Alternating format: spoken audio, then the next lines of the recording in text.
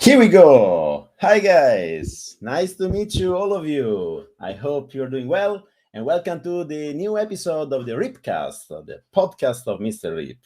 Today's guest is the long awaited Lawrence Yeo from MoreToThat. So, since we are a bit late, let's start soon inviting Lawrence. Hi, Lawrence. Nice to meet you. Hello, Mr. Rip and everybody. Thank you so much for having me here. It's a real treat. I'm really excited. Yeah. Oh, that's great. I mean, I've been watching your recent videos and reading your content for the last week. Essentially, I'm only doing this, so it's kind of it's amazing to have you here. Thank you for having accepted. Of So course. I think many of my people know about you. I mean, I've been recently streaming a 3 video series about one of your posts that I found very insightful. But can you introduce yourself for those few that don't know about you? Sure. So my name is Lawrence Yeo, and I am the writer and illustrator of More to That. And I guess I would also describe myself as a storyteller. And Yeah. basically, I essentially, I think if I were to boil down what I do is I just want to get people comfortable with the art of asking questions, and to feel like there is no question that you can't ask, and also it's all about framing how you're going to ask that question that makes a difference. Because a lot of times we tend to know the answer to a lot of life's biggest questions, or we think we do, but it's all about reframing that. And this kind of goes to everything that I touch, like topics like death, or all the way to money, which is Hmm. a big part of what you do. But all these things in our life could be framed through a lens that I think could draw upon personal experience, but also just Hmm. could use the lens of philosophy and psychology to make it much more resonant. And also, a big thing is I try to inject fun into my stories and Yeah. to ensure Oh, we that. got a big thumb up by Socrates about questions and philosophy. So Yeah, yeah. And like Socrates, he was not a popular guy in his heyday, right? Like he was scorned upon. Everyone thought he was dirty. People thought he was filthy. yeah. Um, but it was through Plato's storytelling that really Oh propelled wow. Socrates. Yeah, you're right. Because we Uh, actually know nothing directly from Socrates. We only know by through Plato. Yeah. exactly, exactly. And he thought that you don't need to write anything down, and philosophy is done through speaking. So basically, I think that kind of kernel right there of being able to communicate your stories is what I try to do with More to That, and I try to really put that at the forefront. But that's kind of what I do now, and there's a personal Yeah. history that has led up to here, but that's the snapshot of what I do today. Yeah, that's great. I mean, that's amazing. That's how I know you. I mean, I know you from your blog. I don't know how and when I found your blog, but I think I read everything. So Wow. I remember. Yeah, I don't know. Maybe couple of years ago. You started in 2018, if I remember correctly. Yes. Hmm. And your first post is "Travel is no cure for the mind." So probably one of the Hmm. most popular. Yeah, I think that one got really um, like hooked, and maybe we are going to discuss about that. But at first, I'm more interested about like your background. Where I mean, what were you doing before? Or I know that you recently uh, quit your job, kind of. Am I correct? Hmm. Yeah, yeah. I left my job in 2019, so actually it's been 2 years Okay, now. 2 years. Yeah, Okay, yeah. yeah. So what's your background? Um, like you were a software developer, or did I remember correctly? A decent enough cousin. It's like I was in corporate finance, and Okay. I was doing, yeah. So I went to school for economics, for international economics. I went to school here in UCLA, and basically Hmm. I didn't know what I would do next. I think I literally, in my fourth year of college, I still didn't know what I wanted to do. So I like typed in Google like high paying job with economics degree, right? and Well, there are and many. There are even many YouTubers who explain what kind of jobs can you get with economic degrees. Like, I don't know if you know, like the Plain Bagel or Ben Felix or I do all the not. guys. Okay, yeah. They say how you can be a portfolio manager or a Mm, chartered financial analyst or a mm, hedge mm, fund manager or whatever. So hmm. what did push you to go through an economic career? You didn't know what, like when you picked your career, it was too early or Yeah, this was one of those things where, and this kind of ties into some of the one of your favorite topics about education reform, right? Is that yes, uh, yes, yes. I saw your eyes go, yeah, I love Yes, this. it's one of my favorite topics, and there is also one question from the Reddit subthread about how would you reform the education system. Mm. Yeah, well, this is a good tie-in. I think that, a big part of education now, and when I was getting my economics degree, was that I didn't understand anything practical about it. Like it Okay. was it was so much theory, right? And I did a good job memorizing the concepts and learning Hmm. about the various economic frameworks, but I didn't know how this would apply to a job or how I could convert this theory into something that actually I could inject my creativity into, right? Okay. Oh, oof. Yeah, so I was like, what do I do? Do I have to be an economist? Is that what I do? Because that would be the natural train of thought, right? You have an economics degree, so you go on to become an economist or something. Well, I think Um, the word is like grateful that you pick the least creative branch, so that then you could have switched to something more creative. Because maybe if you had a like a more creative, like 10% creative career, you would have not had the guts to then jump on this. And I'm very mm, glad that you found the energy to quit the career. How long have you been into the job industry? I mean, you've been working for a while in this field. yeah, I was working, so I kind of had this block of time, so where I worked in finance for, let's say, roughly around 4 or 5 years. Hmm. And then I always knew that I wanted to do something kind of more quote unquote creative. And that's a loaded word, but basically I knew that I wanted to do something where it involved just much more inner expression. We are on the And same page. We are on the same page. yeah, I mean, you left your job not too long ago, right?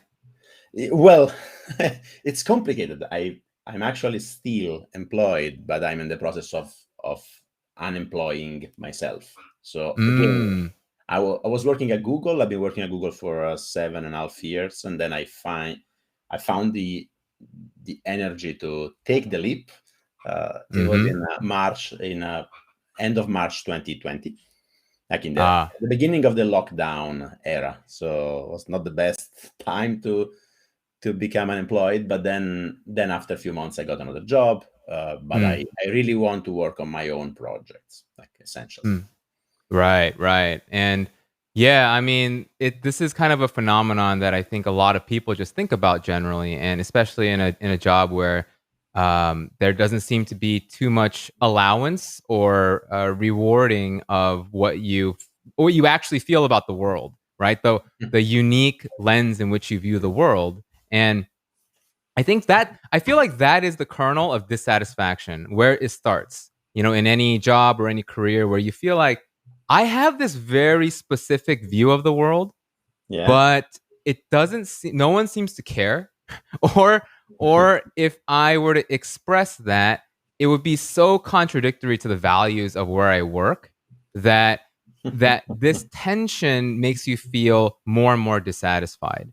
Can Um, can you make one example, like in your corporate world, what would have been, for example, one of your value that was really conflicting with it?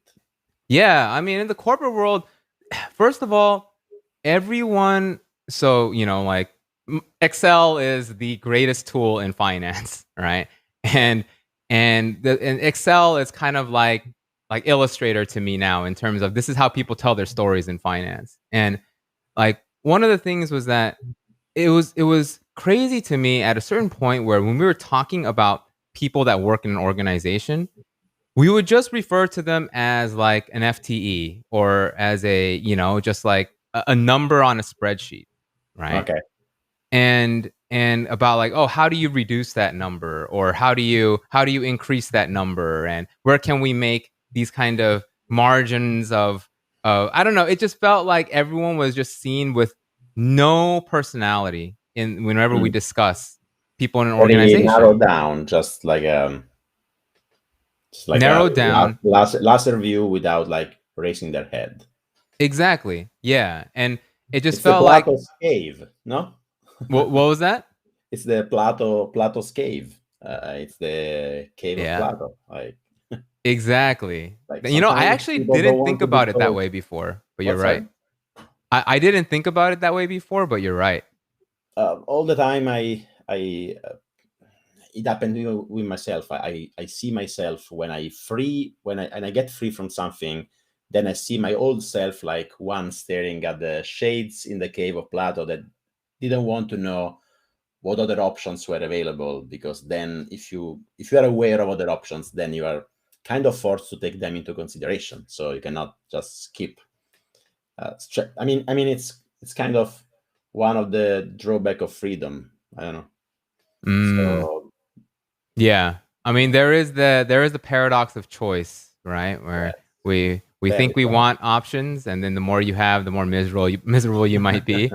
Um, but on the flip side, though, it's kind of like, like even in your own path, you discovered writing, right? And then you kind of like made this foray into YouTube. And it's like the option of being able to kind of pull your tentacles in all these different directions actually makes it much more rewarding, right? It's like, I'm sure when you were at Hooli, Oh, right? Like yeah. people, you didn't ever think about the thought of like, oh, I'm gonna be a YouTuber one day, or start talking to people that I find interesting for hours at a time. Well, of course, I had like dreams about doing something like this for forever. I'm also a theater actor, but yes, Mm. while I was working at Google, um, I knew that I didn't get much reward. So on a daily basis, of course, I was doing something that the company considered like worth. So they were paying me a good salary, Yeah. but the amount of feedback and the push in the right direction that I'm getting now that I'm doing something different, that doesn't compare with what I was getting from like a pat on the back from manager. Oh, good job, pat pat pat. Here's the bonus. Yes, of course, a Mm. lot of money, but at Yeah. one point, like money start not being the main motivator. On this topic, I just reread maybe 1 hour ago. I'm kind of Mm. tired and a bit tense. So sorry, I didn't relax enough. Uh, but I reread your the riddle of pointless job. I Mm. didn't mention this in our email because I just read 1 hour ago, and Yeah. I love your model of the glass that you have the how's it called, the benefits that are like can only fill half to half, and then the fulfillment part that can go up to fill the entire glass. So Mm. um, so even if you are working in a supposedly amazing job that gives a lot of prestige, uh, Yeah. you can get up to meh level. But then if you want to go to Mm-hmm. yay, it needs to be more fulfilling, and that Mm-hmm. was lacking. Mm. So yes, I took a leap. I will take another leap. I will try to exit the job tunnel. I mean, I want to go to the other side of employment. Mm. And so you've been doing this. So you are working full time on More to That since 2 years. How's it Yes. going? Of course, I want to ask you financial questions. What's your like financial plan? I mean, is it sustainable, or do you have like a runway for some years, or I don't know.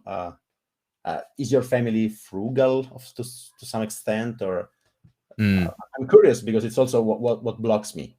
Mm. Say I want Yeah. to go all in, but our expenses are pretty high, but I Right. also have some money saved. So what am I doing? So those are the questions that I have in my head all the time.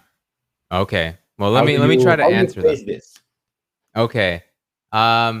So so starting from the latter part, so basically we don't spend a ton of money. Like I think our desires are pretty minimal from a fiscal standpoint. So I think like just generally speaking, I mean, I think you could tell by my writing kind of like, yeah, I'm not the kind of guy that would want to, go off and buy Sure, the sure. latest car or the latest thing. Me neither, but we still live in Switzerland. It's crazy expensive. That's true. Yeah, and I live in Los Angeles, so it's Oh, crap. also So, yeah, it's also very expensive. So in order to kind of make this work, right? It's like I viewed, and maybe you're in a similar boat here too, as you're kind of on the off ramp to going into this, where it's like you are looking at the future through the lens of what you have now, right? yes. And you're kind of just like, okay, how much runway can I get from this? And so in 2019 when I left, I knew that I had enough runway given what our spending habits are like, and like even with the baby, I mean Okay. it's basically it's not too crazy. So kind of factoring all that, I knew that I could do this for a few years, A few years. and How old is your daughter or boy? mhm, You have daughter, a daughter. Okay, cool. How yeah, old is she's she? turning 1. Oh, okay. Yeah, Are you sleeping? she's so cute. Yeah, Yeah, so we are. even with a family, even with a baby, you were able to sustain yourself for a few years. So I mean that's a good starting point. Yeah, yeah. And also, what I had to really think about is that, when we think about leaving a job, right? And then we think about runway, there's always this assumption that based upon what I have now, it's just what's the straight line from here to zero, right? Where Yes, exactly. like I'll be completely depleted. I'll And be I'll be homeless in and you know what? I mean, if you have 6 months of runway, which is what many financial advisors suggest, you have like 6 months of emergency fund. mhm. Here, I mean, I have something like 15, 18 years of runway, but I'm still saying, holy shit, if I earn nothing, I will be homeless in 20 years from now. That's crazy. I mean, that's a problem. I know I have problems. Well, this is how I started off my money post, right? Is my fear of homelessness and Yes, you how, always feel like one day my credit card won't swipe and I will be homeless. yep, you'll be homeless, or you gotta just, yeah, like, and then like with homelessness too, it's like I realized over time that that was kind of like it's not really about having no money. Of course, that has a big part to do with it, but a big part of it is like it's more of a poverty of love, right? It's like Hmm. you don't know. There's like nobody around that would accept you into their home or feel like you would be Okay, completely. never saw through this lens. That's interesting. I think it's more of an excess of pride because you say I don't want nobody to help. I want to be fully independent. So even the government, please do not help me. If I go homeless, I deserved it. A bit, I don't know, something like that. So you think it's a? So can you elaborate on that? What do you mean by tying that into pride? It means that I would say if I can't make it with all the runway I have, I really deserve to go homeless. I don't want to be put in Mm. life on life support to keep having uh, like a mediocre life for some definition of mediocre because I failed. So it's like of failure, fear to fail because failing would hurt my pride. I think Mm. I'm not sure if it's 100% this, but maybe. But how would that go? How would that transition into actual homelessness? That feeling that you have failed. How would that? Because How? of course, my favorite logical fallacy is the slippery slope fallacy. When you start seeing one you know about this, you have one event and then can go wrong. And then you imagine a sequence of events that go wrong and then you have a catastrophe at the end. Holy shit, if I quit my job, then I will work on my project, but they will all fail, and then we got sued from a random neighbors, and then we had to pay this money, then the bank will fail, and I will be homeless. So that's a slippery slope fallacy, it's called. And then I apply the same to the how can I say, to the business, to the entrepreneurship. So I would say, okay, I will start working on my own projects, but then I would fail, and then people would want to help, but I don't want their help because I deserve to go down. I deserve to try again, and then I might fail again. I'm a failure. Blah blah blah. I will attach to identity. I mean, I mean, your post about the staircase of self has been very enlightening. So I think that when I think about the possibility of failure in the money world, working on yourself, on your projects, I think there is a lot of pride attached. I still not, I haven't formulated correctly in my mind, but yeah. Yeah. I mean, I think the one challenge I would give to that right away is how you make that cohere with the fact that in this kind of entrepreneur role you're doing is that you are actually seeing some element of growth involved. Like your YouTube channel has been continuing to grow, and Oh, you yeah, know, like you. sure. There are signals that I'm doing things that are on the right path, but there is Mhm. also like a huge set of values that I hold that I don't want to compromise. So, for example, what's the path to self sustainability of this activity? There are many sources of income. For example, no. For example, you can accept sponsorship. Like I got many mail of crappy businesses to say, "Hey, can I put a sponsored post on your blog?" Or you will Yeah. get advertisement opportunity, even I mean with YouTube. But 99% of them I don't want to discuss with them, even if I had to consider my activity as a business, I should maybe. I don't know. My fear is that I want to be as ethical as possible, as highly ethical as possible. And I find every time I think about how to earn money, that conflicts with some of my ethical values. So Mhm. that's Mhm. another aspect. Yeah. But yeah, I think the general rule is that I think the higher your ethical standards are, the more runway, the more patient you will have to be in the yeah, realm of monetizing your craft. Um, and I think like more to that is a good example of this in action, yeah. where You yeah, did great. I mean, you actually your only source. I mean, you've seen your Patreon. It's doing great. How many patrons you have? Like more than 100, I saw. yeah, I think it's around more than 100 or so. Last I Wow, checked. congrats. That's something I wanted to consider maybe in the future, but it's extra work. It's also extra work you need to do for your patrons and something like this. Yeah. How did you start, and how do you consider the Patreon um,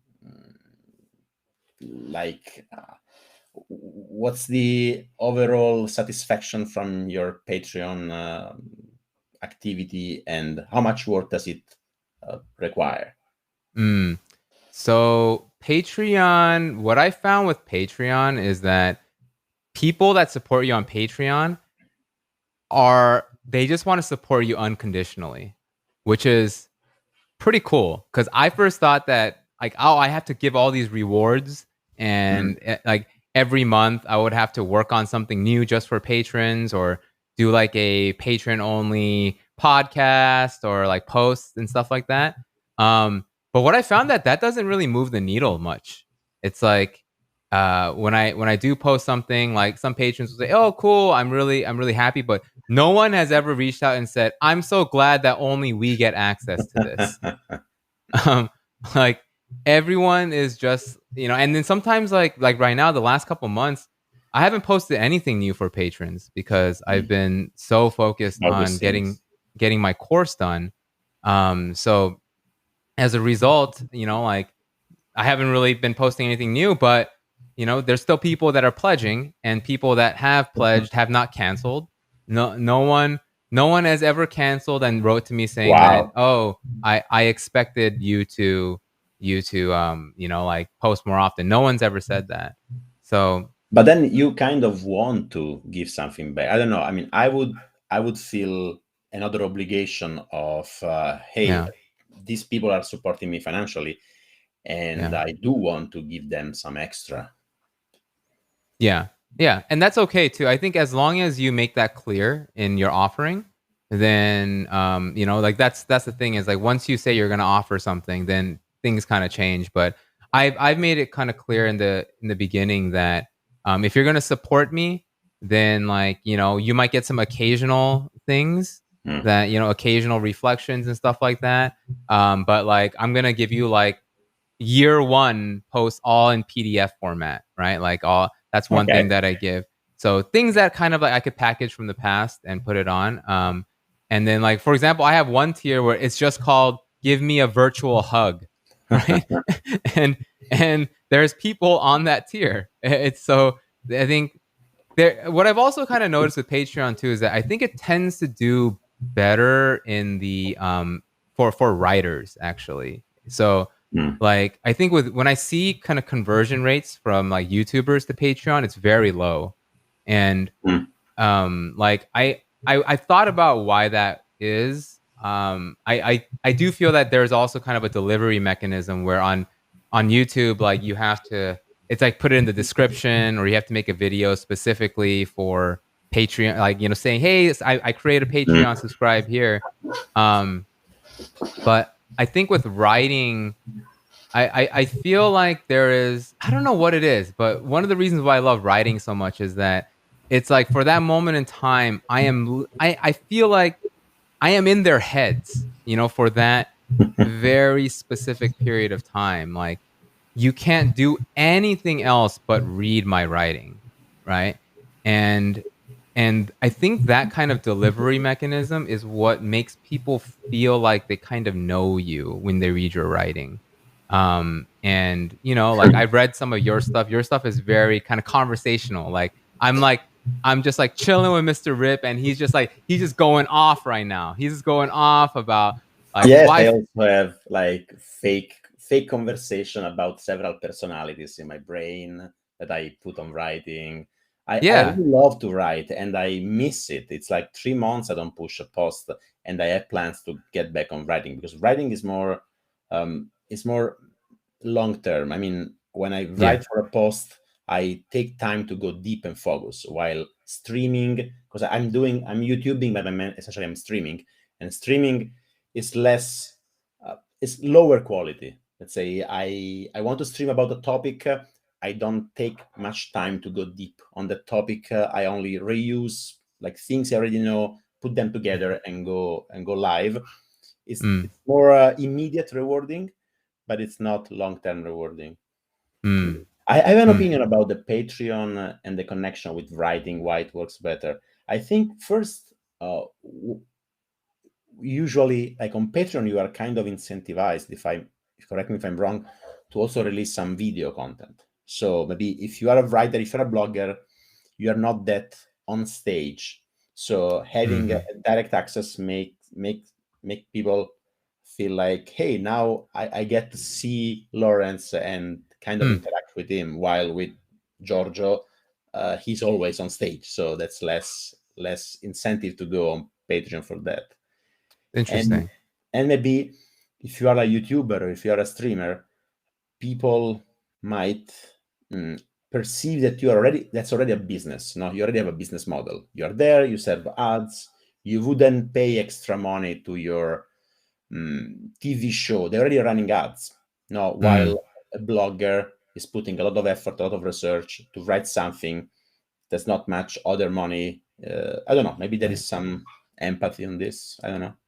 Yeah, I think you're onto something there, because I think if my newsletter, for example, always had an ad in it or some sort of sponsored post, I think people would probably feel less compelled to support me on Patreon. And Mm. I think this has to go once again with the kind of ethical value stack that you have, Mm. right? It's like, and there's nothing wrong with having a sponsored newsletter. If Huh. I've read sponsored newsletters. It's fine. But I think that where it starts getting a little weird for me is if like it's clear that the writer has no relationship with the sponsor other than the fact that they're getting money from it, Yeah, right? exactly. I mean, Yeah, I love to push products that I use and love. So I would do that for free, and I do that for free mostly. yeah, But something like, hey, I just discovered the existence of this product via this mail, and now I'm gonna share, hey, use this right. product that I've never used. Maybe it's a scam. I don't know. That would really hurt me. Yeah. So I'm in a similar boat with you as that. It just feels like that's not the right avenue for me. And I would much rather have the reader and the financial support be the same thing. Right. Yes. And basically I think Patreon does that, and also kind of recently the course does. I think the course is the Yes. Let's talk it's about the course. yeah, I mean, it's the ultimate embodiment, in my opinion, of that alignment where the reader is the one that is the customer, and also the reader is open to spending way more money than the average patron or something would be. So, what was actually a kind of it's an interesting data point here that you might want to think about is even so, out of all my patrons, very few of patrons actually became students in the course. Okay. Okay. So Weird. I actually thought it would be the opposite. I thought the vast majority of students would come from my patrons. So I kind of had this campaign where I was like, "Hey, I want to make sure," and I didn't really publicize it, but I just told my patrons when the course opens up, you'll be the first to enroll. Like because seats are limited, and then like You, barely anybody took me up on it. wow. Did it? I mean, this fact did brought you a bit of sadness. I don't know. Did you? How did you react? Or It did in the beginning, yeah. Like I thought I kind of and man, there's a lot to go into in terms of like what I've learned from this brief little enrollment period here. But definitely I knew that okay, already I had a certain expectation, and I think it's mm, important for me to reevaluate my expectations here and to kind of reshift the lens. But like that was exciting because I think to me when these things happen, I actually get pretty excited, and whether that's a good thing or a bad thing, I don't know. But I just tend to be like, oh, this is a problem I need to solve, and I don't know how to solve it yet.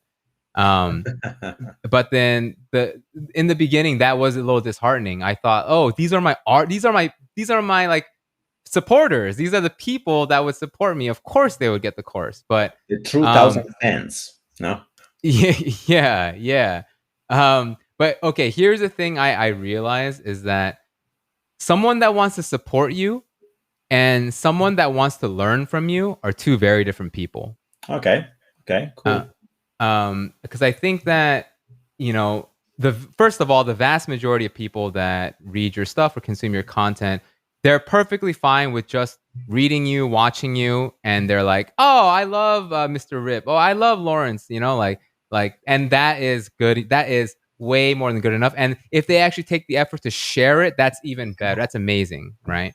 Yeah, that's But something I find very weird. I got a lot of people sending me emails, oh, you changed my life, or stuff like this. But not many mhm. people share my content. I don't know. It's not cool to share content anymore. I don't know. Yeah, I mean, sharing is such a it's like what is the psychology? Okay, there's Mm, one thing you touch there that I want to kind of delve mm. into. I love Like this sharing tangent. means telling others that you are watching this person. Now, let's say you are following a creator that does weird things. Maybe you don't want I don't know. Sorry. Well, that might be a part of it too, and but it also depends on the medium, right? It's kind of like if you have, because a lot of your videos may be like an hour long or hour plus, right? And then they're kind of like, okay, well, do I, like if I share this to someone, what is the thought? What is their likelihood of watching the whole thing? And same, I even think that with my long posts, I'm like, when people share it, I'm like, I can't believe people even share this thing that would take 30 minutes to read. Who reads for 30 minutes these days? And I read for 30 minutes, and I also like some of my posts were like way longer than yours. So I also love long content form. I hate like small content, small peels, unless it's on feature. yes. So see, but this is what, like I think that's what when you do things that are kind of outside of the norm, then you find the people that you really want to talk to and you really want to hang out with, right? It's like even before I jumped on this call, like when you email me, do I want to hop on this podcast with you? I was like, hell yeah, like hell yeah. There is no reason why I wouldn't, because I know that like who you are, and I read your stuff, watched some of your stuff, and I'm just like, oh, I just know that we would get along, right? Yeah, So sure. That's th- this amazing. this is the kind of stuff, and like I think with sharing your, yeah, it is a vote for that, right? It's kind of you're putting in a vote for this is someone I really admire how they think or so forth. Mm. But like even before the sharing, like the psychology of someone actually telling you that they love something, right? Like that in itself too is pretty astounding, right? Because there's a lot of writers that I read and people that I watch. I rarely, if ever, hit the Mm. reply button to a newsletter and tell them, I love this. I like this is amazing, right? And I think, as creators, and when we get those emails, sometimes we just think of it as like, oh, this is really nice. Someone would say that. And you kind of just say thank you. And then, you move on with your day. But sometimes I think about this, like putting myself in that person's shoes where they liked it so much. And then like they had to let you know about it, right? That's amazing. Like, That's something that's not very. Yeah, I also read a lot, but I like don't comment much. I use my channel, and I also had a kind of a regular post on my blog where I shared what I was learning about, what I was reading. But yeah, do it like as a non-creator is much harder because it takes effort. It's like there's a high friction to reply, and then what am I going to say to this person that might not be obvious? Yes. exactly. I, so basically, I think, whenever that does happen, it's just kind of like, okay, wow, this person, really has invested their attention and also is going that extra mile to even let me know about it. And Hmm. so even those people, so it's kind of like you have you have your audience, and then you have a very small subsection of that audience that actually lets you know how much they enjoy your stuff. But there is an even smaller percentage of them that actually thinks I want to learn from you, right? Um, A smaller percentage, you would say. I mean, I I'm on a I mission I think of. so. I think I picture my followers. How would you call it? The community I'm building as composed by people who want to learn, or else get out of my way. I don't care. I don't want you if you are not here to learn something. Yeah, I guess not learn from you, but learn how to do what you do. Okay. Yeah. Yeah, yeah. So that the gap there, there's a kind of there's a lot of I think there's a lot of kind of people that don't really bridge that gap. So for me, when it came to creating my course, I had to think, what would people want to learn from me in terms of how I do something, right? I think that's Mm, what the course is mm, really about. And um essentially I had to really think about, man, I because I was lost. What I knew was that I knew I wanted to teach something because I just naturally I love teaching. Kind of as part of yeah. my background, I taught a lot of kids like how to make music. So I was a musician, and Oh, didn't um, know about that. yeah. So like me and a couple of friends, we had a nonprofit program where we would teach kids in Los Angeles how to make hip hop music, how to make beats, That's how to. amazing. What kind of instruments, or what's your music? What what do you do in music? So I was a producer, meaning that I just made a bunch of beats. So I use Okay. software like Reason or Ableton, and basically I would just take samples and put together drums and stuff like that, and then make full on beats like that. And then just like either I would put out regular albums, instrumental albums with no lyrics, or I would work with rappers or artists to create full on songs together. Why you never use this skill in your content creation so far? Or did you and I missed it? I have not really used it with More to That.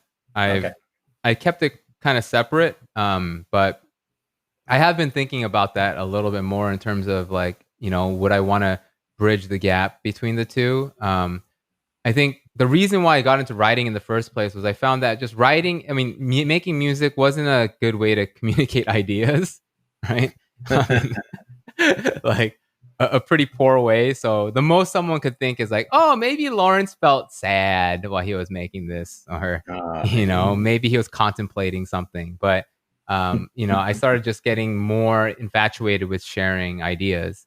So kind of went into writing and so forth. But kind of going back to the course, and what I felt like I wanted to do was that, like I knew I wanted to teach, I just didn't know what I would want to teach. And I need to kind of like conduct an audit of what do I do that is actually teachable, really. and then I just like really thought about just the art of storytelling. I think what I do, I have this tendency to look at what happens in the world through the lens of narrative, and I think that kind of shows in my work. So then I thought, okay, all right, let's go with storytelling. I think storytelling is the one thing that I think I know how to do well. And then in the beginning, like I was just thinking about, okay, I need to talk about the concepts of storytelling. So I started researching like 3-act structure. I mean, you're a theater guy, you know all this stuff, and the hero's journey and all these things. And then I just felt like discouraged. I felt like this isn't. I would wake up and I would do it and I'd be bored.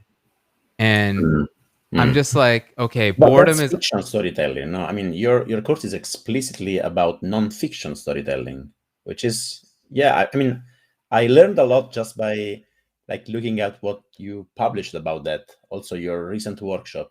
Just for completeness, Lawrence is running the first cohort, the beta cohort of Thinking in Stories, which I think it's now all booked. So there's even no, you cannot register. That's registrants.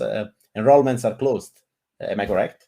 Yeah, but you could join the wait list. Yeah, there's a wait list of future cohorts.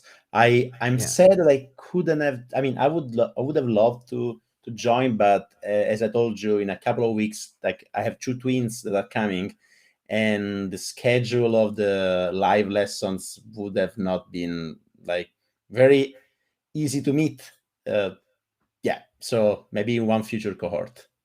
Well, I would advise you to look after your twins instead of joining my course.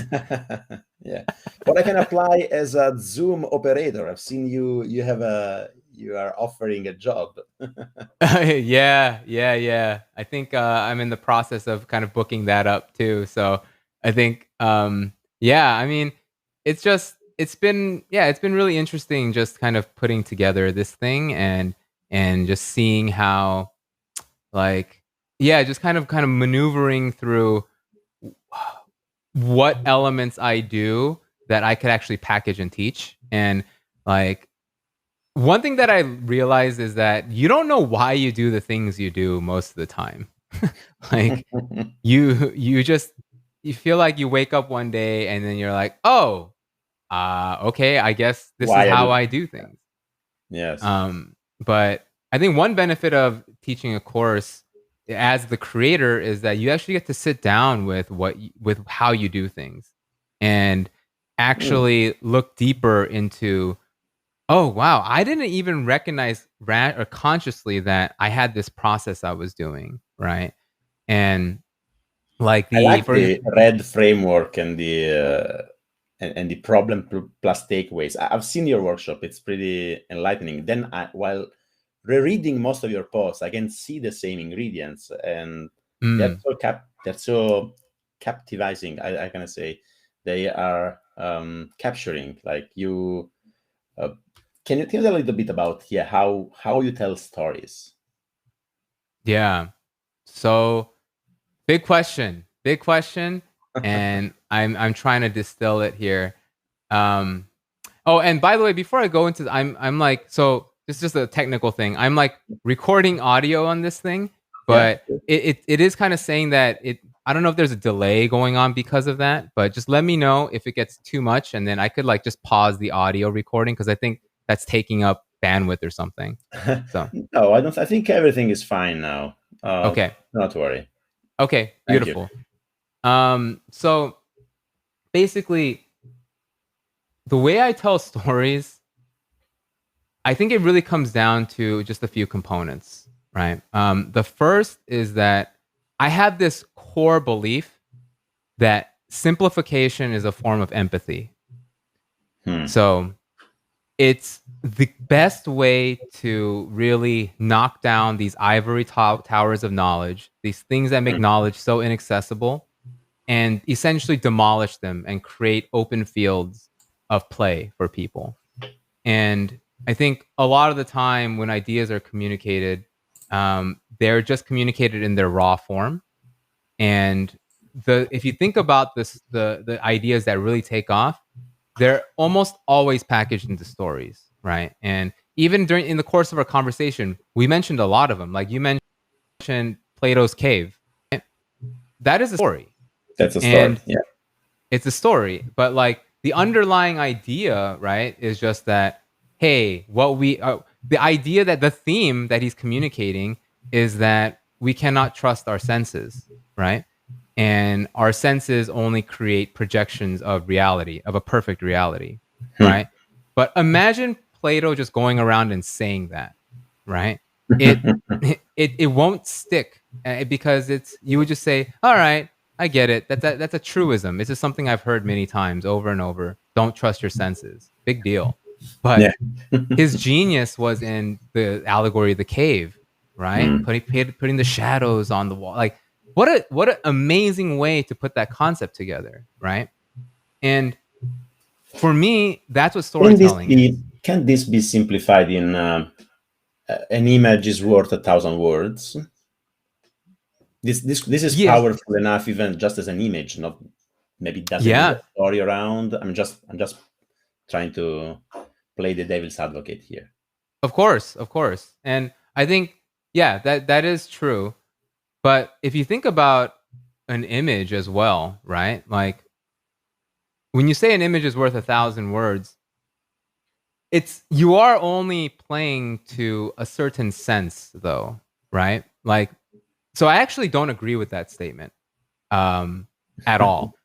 So which is I Okay. don't know if this is something that this is a point of disagreement here, which I love by the way. So uh it, oh go ahead. Yeah, I mean, I love that you disagree with an image. An image is worth 1,000 words because you have an animated blog, and no, not animated. I mean, an illustrated blog. So I Yeah. thought you were like considering images to be very powerful. I view images in one of two ways, really. I view them either as simplification tools, like we were describing earlier, or as a addendum to the piece to allow it to flow.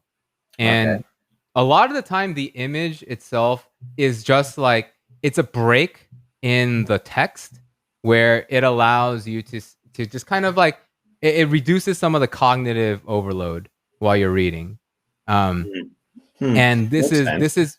this is based upon my personal experience too and one thing that I really talk about in the course too is that you can't the problem with storytelling and communicating it right is that it assumes that everyone should adopt a similar strategy or adopt similar points of view like using a hero's journey or all this stuff but everyone is so unique in terms of the way they tell their stories right or like whether they are okay with personal experience are they do they feel vulnerable enough to share what they know personally Hmm. um, or do they rely heavily on research because they feel that if they don't they're an imposter right like there's all these components and levers here that you have to get right you have to know about yourself before you know which strategies and techniques to pick up that would work for you um, Never thought So, about that. Never thought about that. I mean, you mentioned two aspects. I try to do both. I also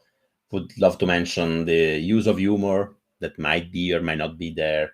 mhm, And yeah, okay. Of mhm. course, everybody has their own voice. Exactly, exactly. And the for me it was like I just love it. So in my own kind of what I call storytelling DNA, I Hmm. love it when go on a, let's say, a blog post or whatever, and I see a block of text, but then there's like an image there, and it just like, and obviously I love Wait But Why, but Oh I also, yes. yeah, but even before Wait But Why, there was this blog called Hyperbole and a Half. I don't know if you've heard of it. No. Yeah. So it's by a woman named Ali Brosh, and she basically just creates illustrated posts of her life. Like, and she's super, super Okay. playful. Um, and she's just a Okay. phenomenal storyteller. Take a look. Yeah. I could offer you Sasha Chua. I don't know if you know her. She's very I prolific, I do and not know. I'm gonna write she it down real quick. What's the person? Sasha Uh-huh. Sachcha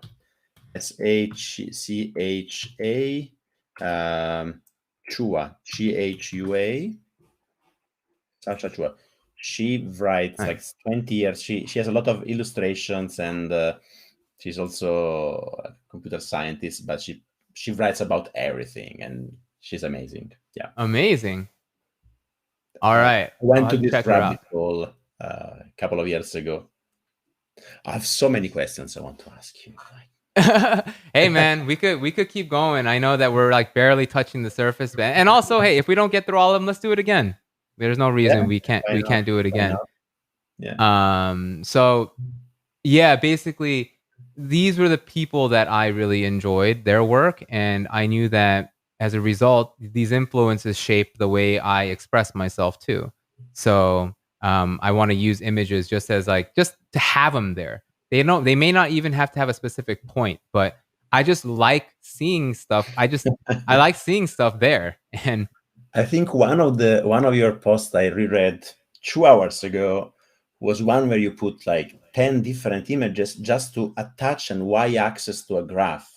I was saying, why the hell? But then it was like simply amazing. Like, okay, next time I would respect y-axis much more. It took like 10 images, like with an helicopter bringing the y-axis.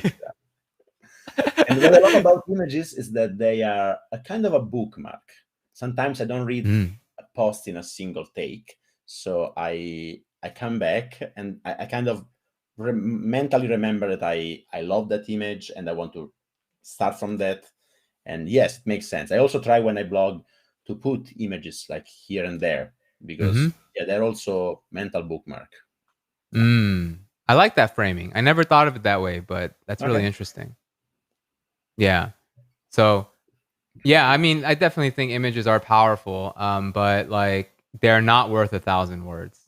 Okay. and um and the reason I say that is because there's you just miss a lot of nuance when you don't use language.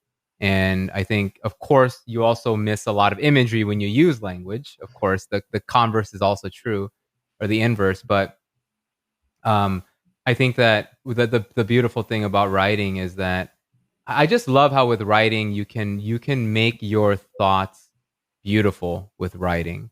And um, I actually I feel like this is where my influences from, like, Dostoevsky or Tolstoy and all this stuff kind of come from, is that I like the fun and all this stuff and like creating cartoons and images and stuff like that, but I also love how you could use language to create like this, it's like this landscape, and it almost feels like there's like an aurora borealis there that you're watching, Oh, right? there is a word like there is your stories are not all disconnected, but they are playing in Mhm. the same universe, like a cinematic universe, something like this. Mm. That's how I see your images. So, oh, there is this character that's coming back. That's the Mm. the duck, the one with the you always show in front, or like there are few characters that coming back. So I see, I don't know, Yeah.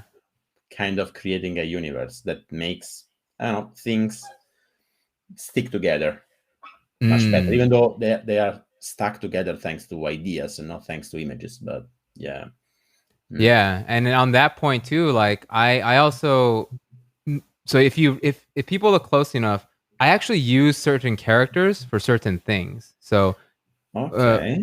for example, whenever I say you in the story, you, like if I know that I'm gonna have a post which is very deliberate in terms of putting you at the center of the story, I use that bunny-eared guy a lot. Yeah.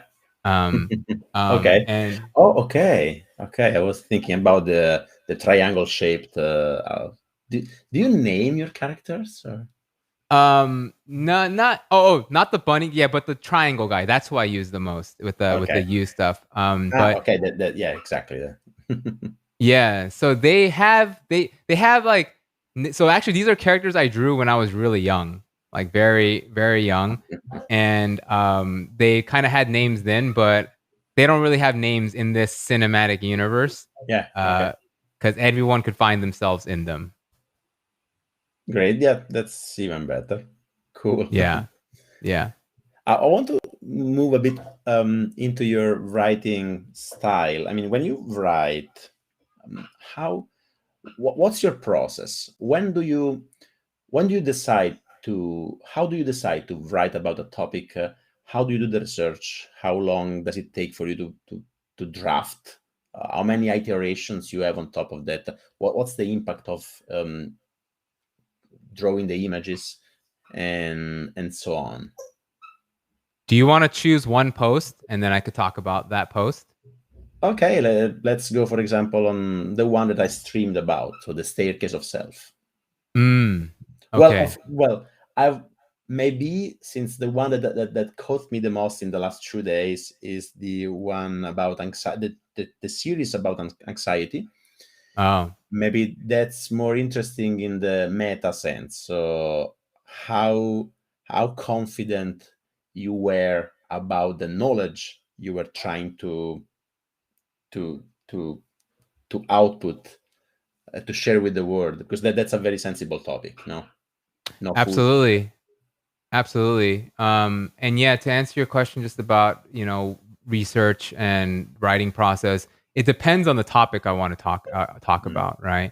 So if I knew I've wanted to write about anxiety for a long time, and just because I wanted to explore that even for my own sake, yeah. and to understand why it materializes in certain situations, and why sometimes it feels so overwhelming, and what can I even do about it. So basically, like, if I knew that I was going to communicate my thoughts on this subject, I knew I needed to be much more rigorous Precise, yes. in the literature. So I picked up, there is a Joseph Ledoux, I think his name is pronounced, but he has a book called Anxious, which is really good. Hmm. And then there is another book by this lady named Margaret Warenberg, I believe, and it's called The Anxious Brain. And I used those two books as central sources, and then I Okay. used a bunch of scientific, or a bunch of research papers and other articles around the subject to understand just the kind of the neurobiology of anxiety. And yeah, it turns out that there's so the theme I wanted to express in this, really, I mean, I think the problem is obvious, is that, anxiety sucks, it blows. And the takeaway really is, it's embedded into the title of the first piece, which is just, you are not your You are not your anxiety. anxiety. Yeah. Yeah. So what I really wanted to express here was, I wanted to express, or show the reader just how much all this stuff happens without your conscious awareness or your conscious involvement, Mm. and how so much of the suffering is conjured by the fact that you attach value judgments to these biological occurrences happening within your body.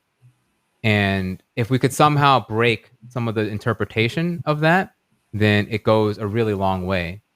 So now, to express that, though, I needed to really paint a clear picture of Yeah. what happens when you have a stimulus in the form of someone new's face that may trigger social anxiety, right? And Mm. I think this is where I wanted to knock down the ivory towers of knowledge, because as I Mhm. was reading the literature, so much of it, I was like, this is such a fascinating topic, but my God, it's so boring reading the so much Oh, of it. do you find it boring? Okay. Some of the research is just very like, here's the abstract, and then here's the experiment, and then there's I get what's going on here, but like I knew that this isn't I can't just link to this paper and say read this because this is what it'll tell you. I knew that I needed to put this in a way where, like people would have an enjoyable experience reading about it and also find it very, very insightful. Um, Mm. so for this process, the research thing that took the most time, the vast majority of time.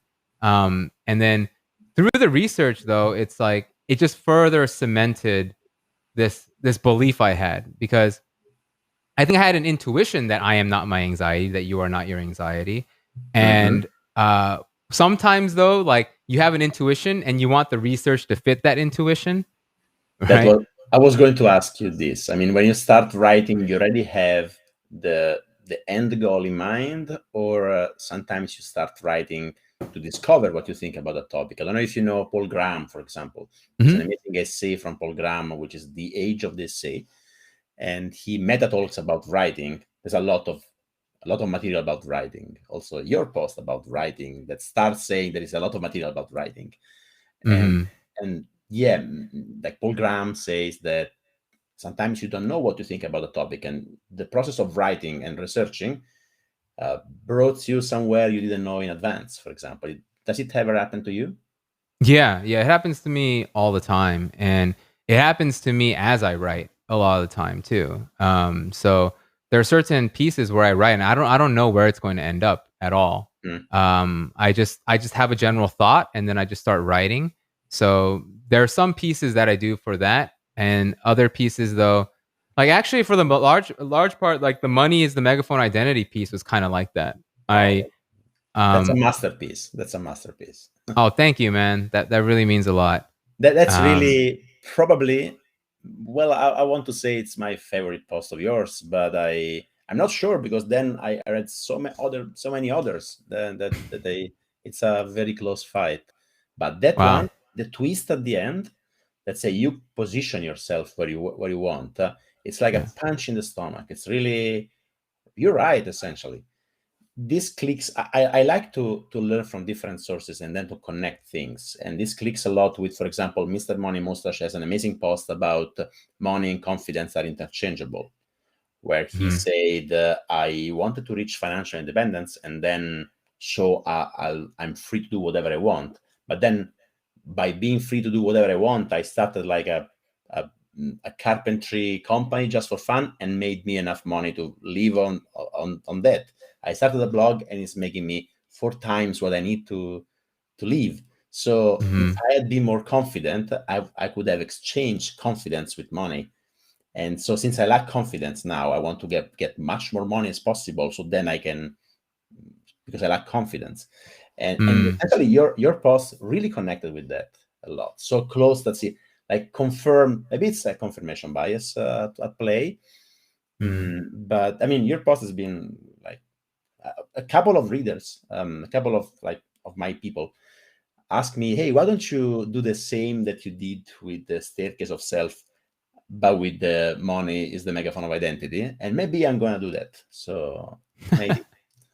Yeah, I mean, that would be amazing. I've seen some of your videos when you learn in public, and I think people find it really insightful. The fact that you translate on the spot, I'm just like, hey, Giorgio, this dude's on another level right here. This Well, guy's a legend. my speaking skills are not that evolved in English, because I'm not like a real time thinker. So if I need to think about something and then communicate, sometimes I'm a bit slow. But while reading and I don't know, on other fields, I can be really real time and whatever. By the way, Mm. um, I want to ask you something I kind of lost what I wanted to ask you. Do you ever return on your old posts? Do you edit them? Do you keep them up to date, or do you always think of your posts like evergreen? So you do something and that's gonna be there forever. I think of them as evergreen. Yeah, I think of them as at snapshots in time. This is what I thought about this subject, and I rarely touch on current events. I don't really Okay. write about things that happen in the like recently or even in the last 10 years or anything like that. I find that I'm drawn to the more timeless questions, Okay, and but don't you ever change your ideas on a thought? Do you ever read in your an old post of yours and say, "Hey, I'm a different person right now. Should I write another post about this topic or edit the old one, or what the hell?" I think if I were to be in that situation, yeah, I would write a new post. I think instead of editing an old one, because so I have this post about so I think sometimes I forget what my own posts are called, but it's write for yourself and wisdom will follow. That's the post. Okay. And basically I provide this analogy that everything that I write is kind of I'm building a trophy of the mind. And it's basically like it gives me the ability to years later or months later I could see that trophy again and remind myself of what I thought at that moment. And in the same way that a trophy cannot be edited, right? You could instead Hmm. try to Hmm. build a new trophy. um, so like even it's funny because I don't know, just to tell your viewers here, like Giorgio sent me this like the amazing work in progress for before this call, and he just had like the most amazing questions to my posts, and I'm just like, damn, so I Well, don't even know how to well, answer these myself. So well. so I was in this And that interesting was just an position. extract. That was just, I mean, the real document is here, is like 20 pages long, and we didn't even start that. So. Okay, well, thank you for shortening it for me. But like basically, even looking at that, I had to revisit some of my poems and like read them. So I was in like this weird situation where I felt like I was like studying myself and my own thoughts, and it just kind of made it clear to me like that. Oh, that I think analogy still stands Yeah, exactly. I of the think it's fact that amazing every like here and there to do a review of yourself. I don't know, of your output, to see if it's consistent, if it's still something that you would write today. Yeah. yeah, yeah. And a lot of the time, I mean, a lot of time there is consistency, but sometimes it's just kind of like, oh, okay, like I've either strayed from the path or I think differently about it now. But like for example, the money piece, the money is the megaphone Mm. of identity. Let's talk about that really quickly. Um, One of the central thesis of that piece is that financial freedom is not about money; it's about attention, right? So attention is the real currency here when it comes to how you think about money. And So when I that's the main was takeaway, according to you. So that do you think this is the main takeaway? Okay. I think that's the main takeaway. Okay. Yeah, I think that's the main takeaway. And then the secondary piece would be just about like, yeah, you choose what you do with your attention, right? Um, and then of course, so when I was doing this course enrollment thing, I for those first week or so, I was just like so fixated on who's enrolling and who's enrolling, and like I Too would much I would attention. find myself going down these spirals of like checking my like Stripe dashboard or like like seeing who's enrolled, like, and like Well, yeah, so it's it's not like I just wrote about I money. It's of course about, I mean, also you want to see if what you do is desired by people. I mean, it's also a checkpoint to measure your I don't want to say your worth, but your I don't know how to call it. But of course, it's not just about the money, I think. Yeah, well, a friend of mine, who's like pretty immersed in this course world, Hmm. he actually texted me that day and was like, "I forgot to text you this, but I just want you to know that regardless of what happens with your course sales, you are a loving human being. You are kind. You're amazing. Like you're a great father. Like don't let sales dictate your self-worth. Right. He was using the shield to defend you from the how's it called? The quest of unlived life, the self-doubt monster. That's right. That's right. The shield of perception. The sword of perception No, and the the sword shield of of reflection. perception. That's right. That's right. Shield Damn. of reflection. Yeah, shield of reflection. You're right. So like, yeah, these are all. It's just kind of like, I knew all this stuff inherently, but it's just like I was just kind of in a downward spiral for like a day or two, maybe like even longer than that, Okay. Wow. and I was just kind of like, wow, okay. Sometimes you reflect on something a lot, and the conclusions or what I've written about in that money post really do reflect my values about money and really guide how I think about money. But sometimes you could find yourself not adhering to that based upon circumstance. And what these posts help me to do is that like they act as like wisdom beacons. It's like, hey, bro, you're capable of thinking this way, right? Remember what you're capable of.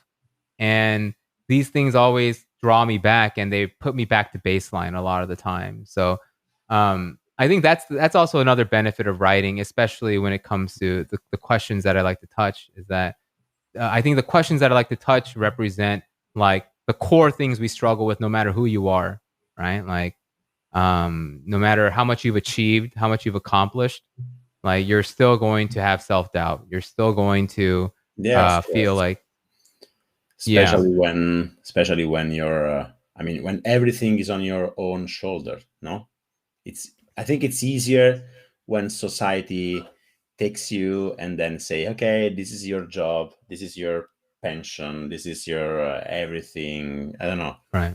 When you decide to go on your own, there is much more.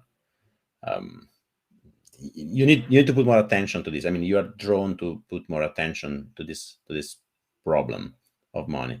Where would you put yourself in the tower, in the money? Do you feel you are in the freedom, um, in attention, or freedom in work? I don't think that I'm in the freedom. I don't think I'm in the freedom and attention phase yet. Hmm. Um, yeah, just being as an honest audit of where I stand, it's not there yet. Hmm. I think that I feel like I sit fairly comfortably in the freedom in work Freedom in part, work. where I actually go through much of my day just focused on creating stuff and doing the things that I really enjoy doing. And of course, there is the whole element of, okay, yeah, remember like how making this a sustainable business and all that stuff. It guides some of the things that I do, but it's not a central character in the play Okay. because if it was I think the moment that becomes too central to me, I think I would start to think, well, it's just better just to get a job. Um, because if I get a job, then Oof. like you just mentioned, I don't have to put this weight on all of my shoulders, but I would get a job that is much more in alignment with what I do creatively, right? Mm, mm. So I think that's the beauty now, is that like I think with more to that, it's kind of become like my resume of sorts. So if I wanted to do something like whether it's in writing or just have like an educational gig or something that's more aligned, I think that I have a much better shot of getting a job that's Yeah, you're much more in this likely to field. work in this field than the previous one, of course. Do you see yourself? Well, you kind of answered. If you see yourself employed again in the future, the Mm, it's hard to see that now, hmm, uh, but I don't know. It's possible. It's just like I can't even imagine what that would look like right hmm, now, because like a few years back, I had the opportunity to have like the dream gig in terms of okay, like I just write these stories. I could even illustrate them, do them, and then just post them on a blog, really. And I turned it down.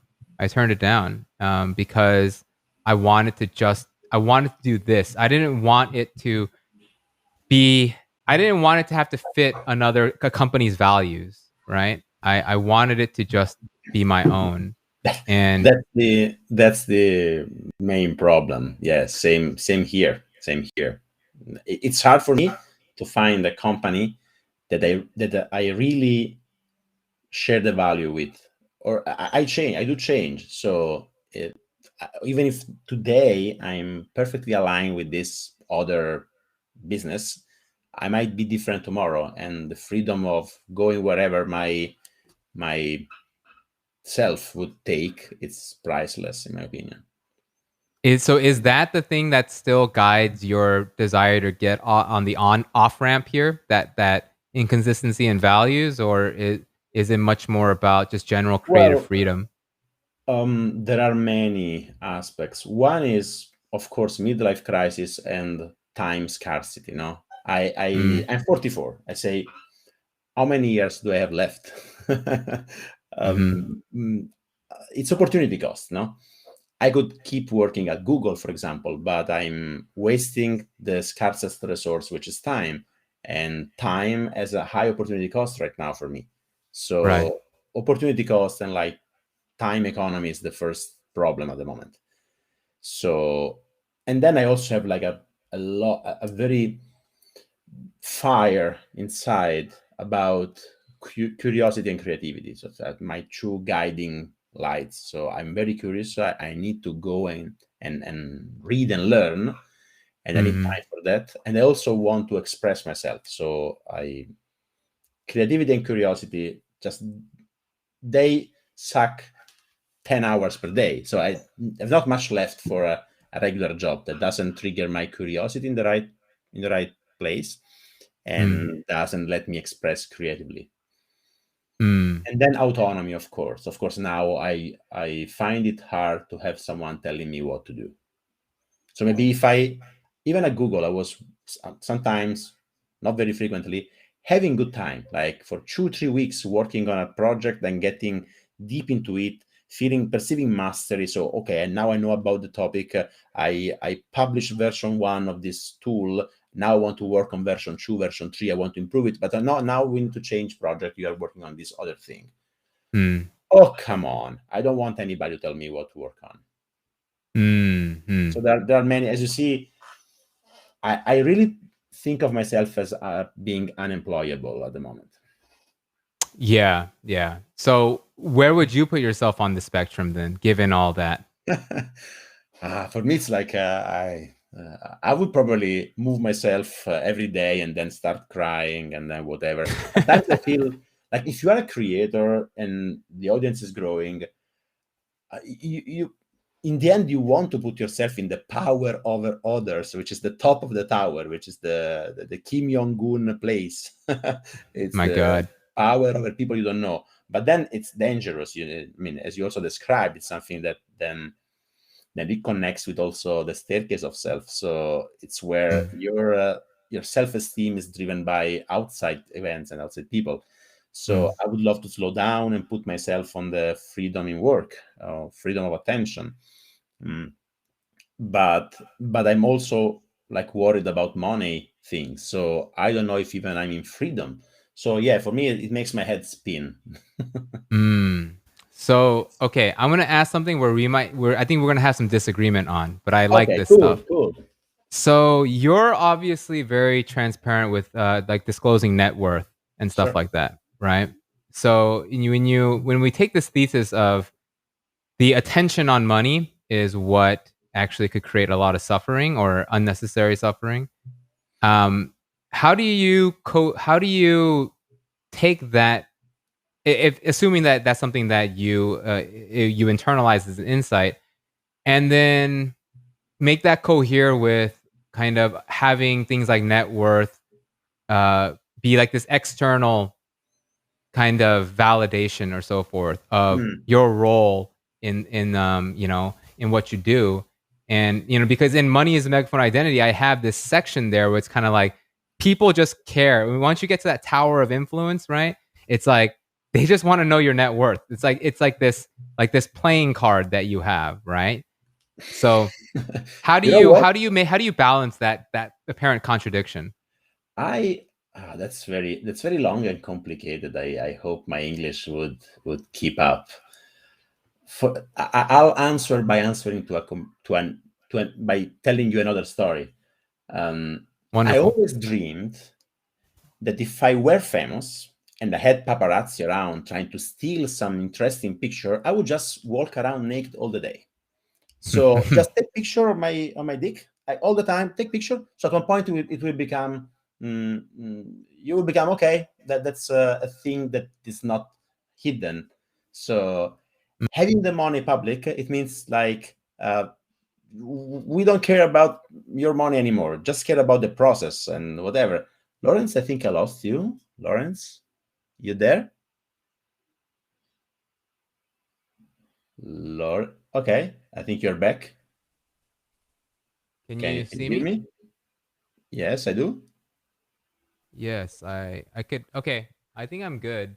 Okay, maybe there's been I don't I know. don't know what happened here. Okay, cool. I was saying that publishing my money. First of all, I started putting out my net worth in public before I went public. So at the beginning, when I Mm. started blogging, I say there are there are a lot of blogs who talk about things disconnected to what they were actually doing and how they were using their money. And like Mm-hmm. I wanted to show numbers without showing identity. So Okay. I've been blogging for almost 5 years before revealing my identity. And that was like I had several motives for that, like several motives I tell myself. Then maybe there are some hidden motives, because I'm also reading this amazing book which is called The Elephant in the Brain, that tells you that Mm. everybody has hidden motives for doing things, and it's even better to acknowledge them than to ignore them. But so Right. the good motives I tell myself that while I'm doing this, when I was doing this, like being hidden as a human using an avatar, and revealing and being extremely transparent with finances, it was Mm. first to be accountable. So if I did something shitty, I had to put it out. So hey, I Mm. just bought a car that I don't care about. So it forced me to track. It gave me accountability and consistency. I kind of my net worth tripled since I started blogging, so that might have helped. So probably I owe to my readers a couple of $100,000 of responsibility in my net worth growth. Mm. But then I never saw like tracking my net worth down to the decimal numbers and having it like live um, to be a source of anxiety. Mm. What maybe what was the real source of anxiety is experiencing expenses grow. Because Mm. with that, I wouldn't be checking my net worth daily if I were still living in Italy with €1,000 per month. So I would be infinitely rich. But Mm-hmm. then moving to Switzerland, so the baseline moved to 3,000, then having a family, 5,000, at one point changing house because we were living in a 2 rooms apartment and three of us. And then now two more daughters are coming. I feel I completely lost control uh, on expenses. And that's, I mean, Mm. you are rich, I mean, your wealth, uh, you're rich based on the amount of expenses you can cover passively with your wealth. So if Mm. you have 10 billion but you are Nicolas Cage and you need 15 billions per year, you are always broke. Right. uh, while if you are a Buddhist monk and you have $1 but you need zero per day, you are infinitely rich. Mm-hmm. And so what at the moment what makes me more anxious is the fact that expenses are growing, like and I'm still like a cheap person. I don't buy stuff. Mm-hmm. So I think that having my financial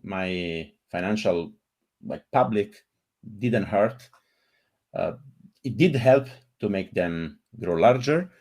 But now I don't know. Now that I'm public, I'm kind of yeah. I'm not sure what to do in the future about this. I might decide to shut this transparency down. I wouldn't feel comfortable in moving back to Italy, for example. I don't know, in like places where not many people are millionaire. But here in Switzerland, you can knock every door, everybody's millionaire. So So yeah, you I don't know going if this public answered your is question. yeah. But so you going public has really shifted your mindset on this a little bit, or is starting to shift things. The I would I'm kind of the challenge I would propose is the difference between being anonymous and being public, right? And how the difference really there is just kind of in terms of the frame in which you view how your I guess your outward expression is now, right? So, Of course.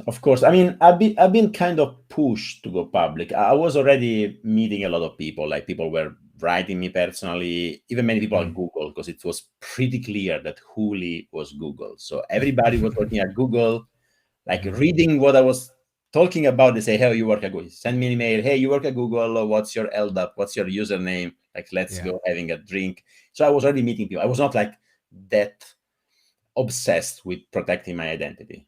got it. So I was saying, okay, yes, let's meet people, let's chat. That was also another reason why I started blogging, to meet like-minded people. Mhm. So I was not that hidden, but still not public. It was kind of like I had 200 people knew about my identity. But then, like an Italian YouTuber, a pretty famous Italian YouTuber, told me, "Hey, let's have that. Let's do a video together."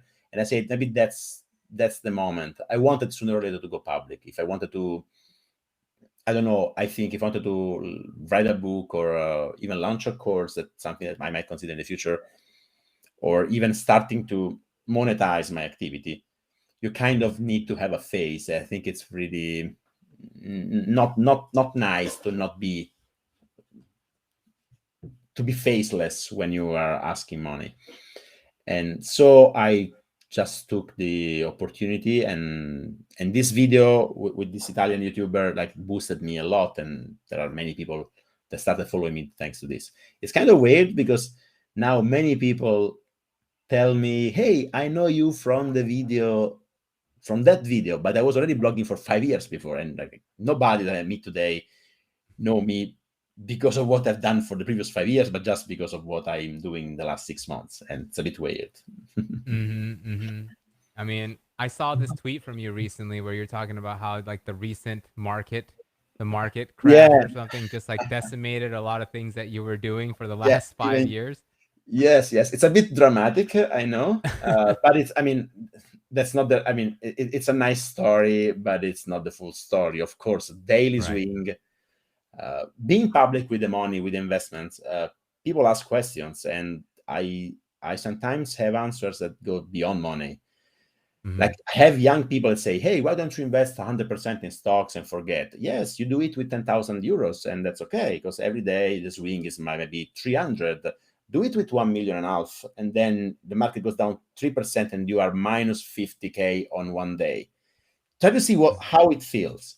So Mhm. I also documented my trip in the last 2 3 years. There's been a couple of crash, like the Corona crash, or even before in the end of 2018, and Yeah. I was feeling the pain of looking at my portfolio and see minus 40,000 today. What the fuck? So the last 4 months I worked for free, and last week one day was minus 20K, something like this.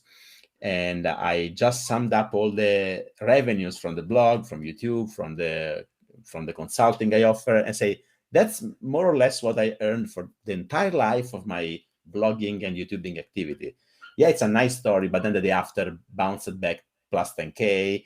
So the daily swings are not what you should attach to, because daily swings can go like minus 20K plus 19K, and then in the end it's just minus 1K. Yeah. I mean, it's But just it was a interesting. nice story.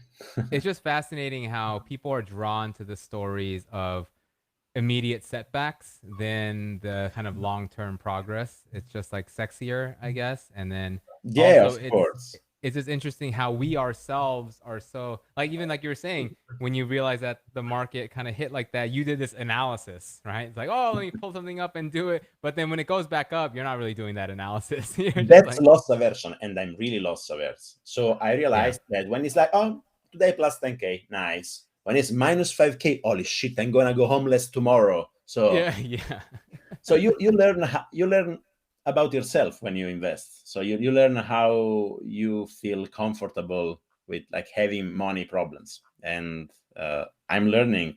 I had in 2019 a couple of I froze and say, oh no, I'm selling everything, and then I'm moving back to the market, and I did the same in 2020. But contrary to what people usually do, so when the market drops, sell everything. I know I'm very excited when the market drops. I buy, buy, buy. Then when it bounced back in August last year, it was already at the all-time high. I say, what the fuck? There is a pandemic around, so I Mm-hmm. felt scared. I say, no, no, I cannot. I could not handle not to sell and then experience another minus 50%. So I say, okay, I'm out, and I'm documenting this. So even the mistakes I do or the smart moves, but it's usually the storytelling of my blog is that you are not smarter than the market. So you shouldn't be doing this. Don't do like I do. But uh, yeah, about that, do you invest money? Do you how? What's your approach with investments, or even with financial independence? Do you care about that? Yeah, I mean, I have a very kind of just set it and let it do its thing approach. So, like majority of my investments are all just in like a Vanguard fund, Okay, and great. I just let that do its thing. I think, yeah, for me, really, it's that attention piece, and I Mm, know that if I follow the market and it swings and stuff like that, and like it just kind of takes away. There's something about that attention that it's too dependent upon external circumstance that I don't really like.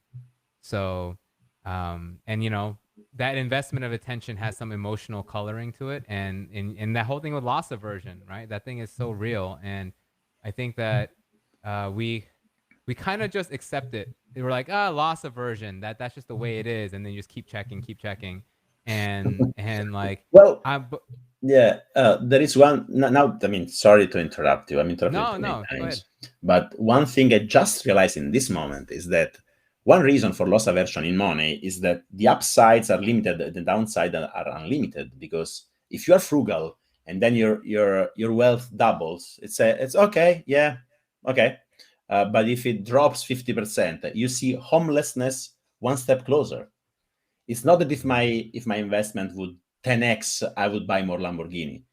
So that's why I'm loss averse, because I just care that my money will grow until the point that they can sustain my lifestyle. Um, but if they drop, I need to go back to work and in something I might not like. So that's why I'm even more loss averse than the average, I think. Mm. Well, I would push back and say that the losses are limited. I think that they're capped by like, for example, if this really goes down to nil or goes down Zero. to a fraction of it, like the world will go through some very significant problems that probably you and I will not survive. So So canned food and weapons and a bunker, like yeah, exactly. So and like I think at that point anti-zombie. everyone will be homeless. Yes, okay, makes sense. But they can go to zero only for me if, for example, my broker would fail, or I don't know, I get my daughter kidnapped and somebody's asking me all my money to get my daughter back. So there are aspects that can go south. Yeah, and you see, I, I'm always thinking about these other aspects. But about going to zero only for me, uh, in this can help um, thinking about the voluntary poverty, Seneca. No, you know about Seneca, of course, uh, Hmm. and the voluntary poverty concept. Seneca was kind of trying every few days in a month to try to live with zero and say, hey, let's go broke, voluntary, and let's Yeah. see what can happen. He was like sleeping on the floor and only eating leftovers from other places. And when you try, what happens if everything goes south? Then you might be friend with your enemy and say, well, I would not die. The problem is that with responsibility, I mean, I'm not alone. I can be okay with being an homeless, but I don't want my daughters and my wife to go the same way. Yeah, so that's another. Yeah. Yeah. I mean, responsibility definitely adds a whole nother layer to this conundrum. Yeah. But like I yeah, as much as I love Seneca, I do think that Stoicism has a lot of flaws in this regard. Hmm. Hmm. And I actually touched upon this in the Staircase of the Self piece, Yeah, where sure, sure. I wanted also to ask you about Stoicism versus Buddhism and what are the similarities and the differences, because you mentioned here and there those two philosophies. So yes, yeah, let me tell me. okay. Damn, we didn't tie the ends of the financial piece though. We could Ah. we could whatever. We could get to that at another point or whatever. Well, But you solved the problem. You are investing in Vanguard passive funds and not caring about that. You are the perfect investor. You are like the dead investor, which is the perfect investor. The uncle that put all the money in a low index fund and then died, so he didn't try to sell and time the market. So you're doing perfectly. Would you do the same if your money would suddenly 10x, or would you think you would put an eye on it? well, okay, so I have a few investments in like crypto, right? Okay. And for that thing too, like I don't know, I just kind of view it as like it's just like a slot machine in there. And you know, like things will just go up and down, and then I will see what happens at a later point, right? And it's just kind of like I'll just do like checks here and there. Sometimes though it gets hard because you hear about news that just can't ignore, right? Like I'm on Twitter and it's just kind of like, you know, China bans all the Bitcoin. yeah, and all this stuff. And then like I'll just like be curious and then I'll check. So I think that's the thing is that like I feel like with checking, if you're checking out of fear, that's something that will impact your day. But if you're checking just because you're curious, because you're like, oh, I wonder what that does, and like I could actually distance myself from it, then I Mm. think it's fine. Like I'll go on like Coinbase and then I'll see like, oh, okay, like Bitcoin's still not at zero even after that China thing. So all right, cool. And even though I have lost money that day or something, it doesn't really impact me, I think, because of the Okay. frame I have on it. Like it's just a curiosity investment for me. Okay. I hope you are Um, playing with money you can afford to lose in that field because it's very highly speculative and not regulated. Yeah. yeah, exactly. Um, and then I think with general kind of like money, like financial independence and stuff like that, like I looked through your post that fire is dead piece that you wrote. And I actually am working on a new post about money right now. Okay. And I actually have a little section of it. I touch upon the fire movement a little bit. Okay. And basically, I think that with fire and just general like finance and stuff like that, I think there's different lenses you view it through. I mean, one is kind of like the super analytical, you just deal with numbers and data and stuff like that. And then there's the other side, which is just more so like just like philosophy, psychology, and things of that nature, right? And I think with fire, I think like in your post, you had a lot of kind of you outlined some of the numbers and all that stuff. Um, and like for me when I look at fire, I kind of just view it as I always go back to kind of what happens when you adopt this mindset of wanting to retire early, right? Like what happens in terms of the way you view your money. And I kind of have this graph where I just show how basically we all tend to follow this trend where we're born and then we don't give a shit about money, obviously, because we don't know what it's about. And then you learn about the story of money, and then your thoughts about money skyrocket, and then it just like stays up there really high for a majority of your life. And then when you die, it has this precipitous cliff where you just Okay. don't care about it anymore. And I think what fire is all about is that instead of the plateau looking like this, it tries to No. push the end. Yeah, it makes more of a bell curve, right? Yes, or yeah, trapezium. Yeah. Yeah. So it's trying to extend that period where you don't Mm. no longer. But here's the problem with fire is that that upwards piece in the beginning goes like this. It goes all the way up. Like it Okay. breaks the barrier of the graph because you're so obsessed with money in the beginning. Like you have to view everything through that lens. Like I'm gotta be so frugal. I gotta track this. I gotta track that. I gotta make sure that everything is in alignment with my goals, and I could do that 4% rule or whatever. Um, but and then we think the fallacy here is that oh, once you attain that, then you can just ease your way down. But that's not how the mind works. is if you condition yourself to view the world with that much intensity, right? It doesn't Mm, matter at what point in your life, you will continue to operate somewhere along that high sphere, even mm. if you have enough, right? Because our perceptions are created by our habits. Habits are the glue to perception, right? And if your habit is, if you spend a decade plus in that kind of intense habit atmosphere, you're not going to have a nice slide the way back down. So That's a good point. Well, I would need to rewatch this part, and I have so many. First of all, my nerd mind told me, hey, if you need to have the areas around the below the curve be constant, of course, if you shrink it, it goes up. In the end, can go a Dirac impulse. Like if you win a lottery, it's just a Dirac impulse. But yeah, yeah, then I got lost, and then I say. Um, Yes, you're generally right. Yeah, I mean, I like this approach. I want to see where it goes in your writing. yeah, I think you should read my fire spectrum post, which is like the post after fire is dead, where I propose mm, like something where you shouldn't work, and then okay, stop. But mm, you should plan your slow descent, like at one point where you feel like 50% confident you're going to be okay, you might slow down, like work 80% or take some mini sabbatical and like slowing down along the way, because the problem is usually that unless you really work like at a very senior level at Google or at Amazon or Facebook, it's going to take a long time anyway. It's not like 10 years. 10 years is really, it's a story. It's a story, mm, but not a good story. It's like a false story. Even the mm, 4% rule, it's another story that's might not be realistic in the future given current situation. So it's right. going to take 15, 20 years. You cannot sustain 20 years with this level of attention to money and without enjoying the ride, because that's going to be the best 20 years of your life, 20 to 40. So why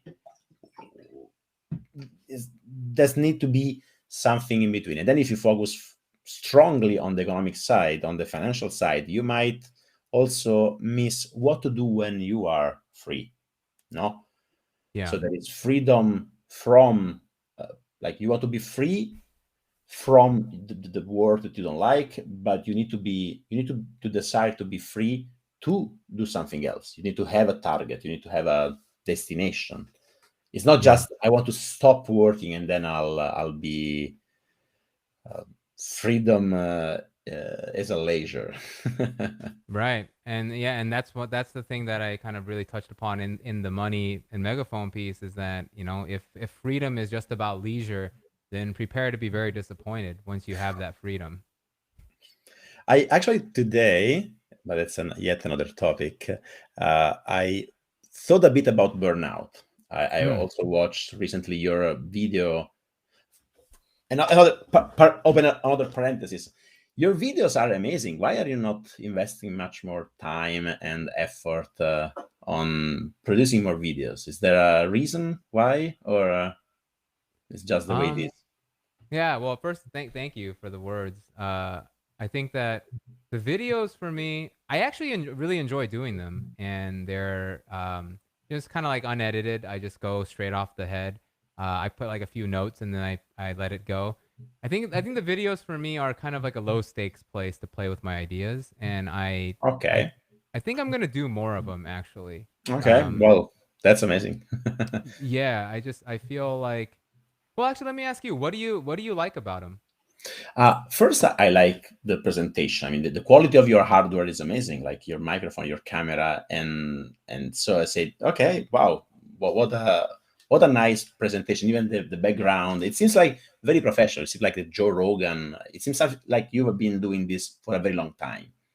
So Mm, while you just published few videos, so that's one thing that caught my attention. Then second, it is clear that the videos are not very deeply scripted, and you mhm. are kind natural, and I really like your the way you are natural. Like you seem to be, have you ever worked as a radio presenter. I don't know how it's called in English. Like you can be a, a dubber for some character. I mean, your voice is soothing.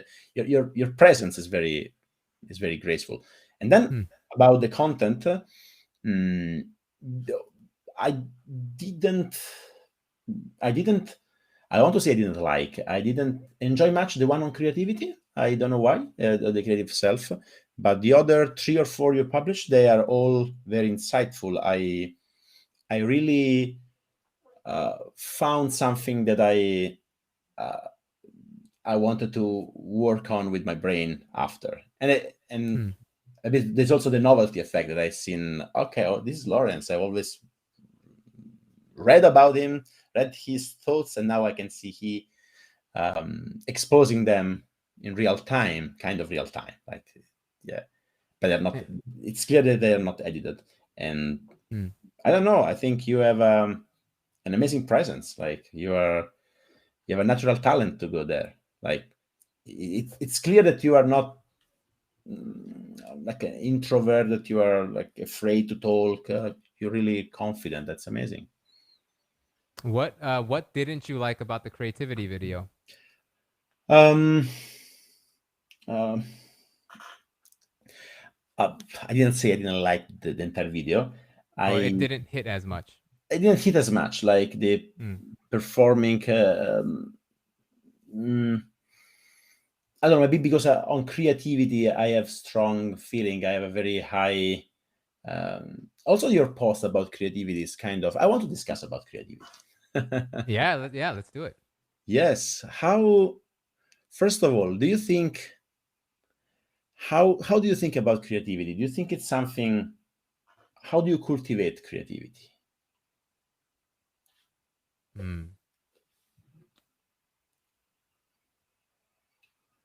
So I do think of creativity as like an intersection of three things, right? I think of it as a form of you interact with the world, you absorb what's going on in the world, and you do it with a sense of openness, and you do it with a sense of just being okay to challenge what you know, right?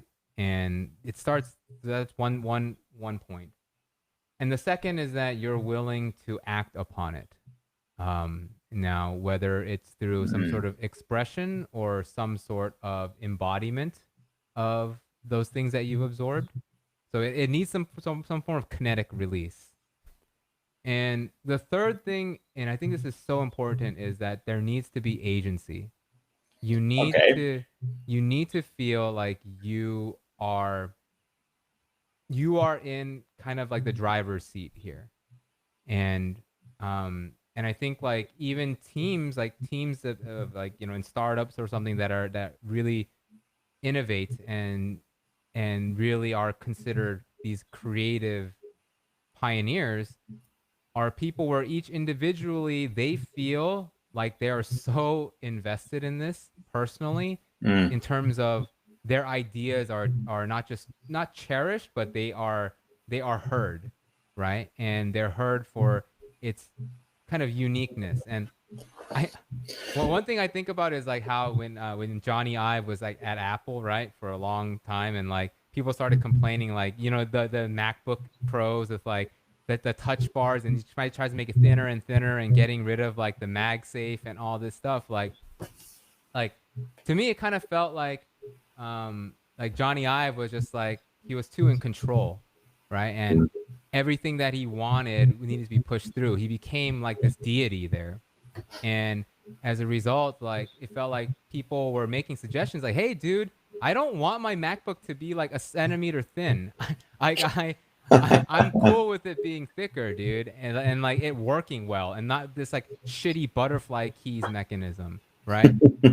So like now what do we see after he's gone? Like we're seeing this reversion, right? All the new MacBooks are like, hey, we're just gonna do what we did 8 years ago or whatever, and like we're gonna give you your MagSafe. We're gonna like put some USB ports in here again, and like this just feels like to me where like people just lost their agency, right? And people felt like, man, I had these thoughts, but it's not going anywhere. and all my agency is given to this guy. So basically, even the most creative fields, if you don't have agency, you're not going to feel like a creative person.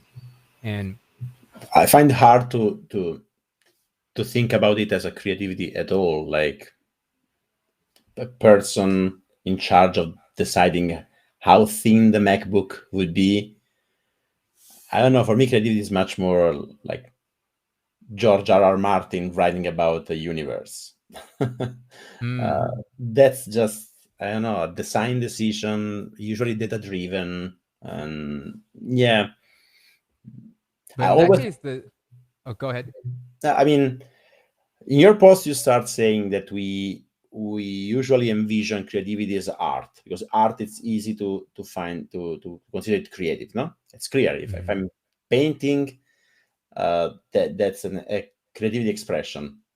Yeah. Even though, funny enough, the first aspect uh, that machines that that artificial intelligence was able to compete with human, even beat humans on a Turing test, was on art, was on writing poems. Yeah. You can still have a phone call with a machine and not realize that you are talking to a machine, but you can write a poem written 60 years ago by a machine and you cannot tell the difference with a human. So Mm-hmm. that form of creativity looks like chaos. So Mm-hmm. for me, okay, so I also moved on this older definition of creativity, just a painting. For me, that's just random.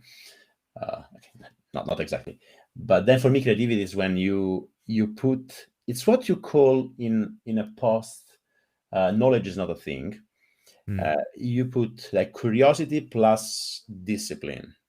Mm-hmm. So for me, that's much closer to creativity, because when you let your curiosity go wild and then you get a lot of inputs and then you put discipline, you can create stuff much more with a with a depth that it's not possible without the same discipline.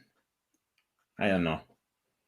The Well, thing still. about that, the thing about that though that I find problematic, even in my own equation that I created, is that sometimes curiosity is very conditioned, and it's Mm, conditioned by norms.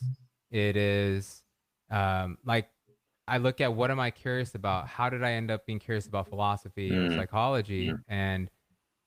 And it's unclear that these are really my points of curiosity. Maybe I read someone and I thought, oh wow, this person's compelling, and also, I mean, this is just me thinking out loud and guessing. It's like this person has some degree of influence, and maybe I'm drawn to influence, and these things are what makes me curious. And I feel like if the curiosity really had no reward whatsoever, would I be curious?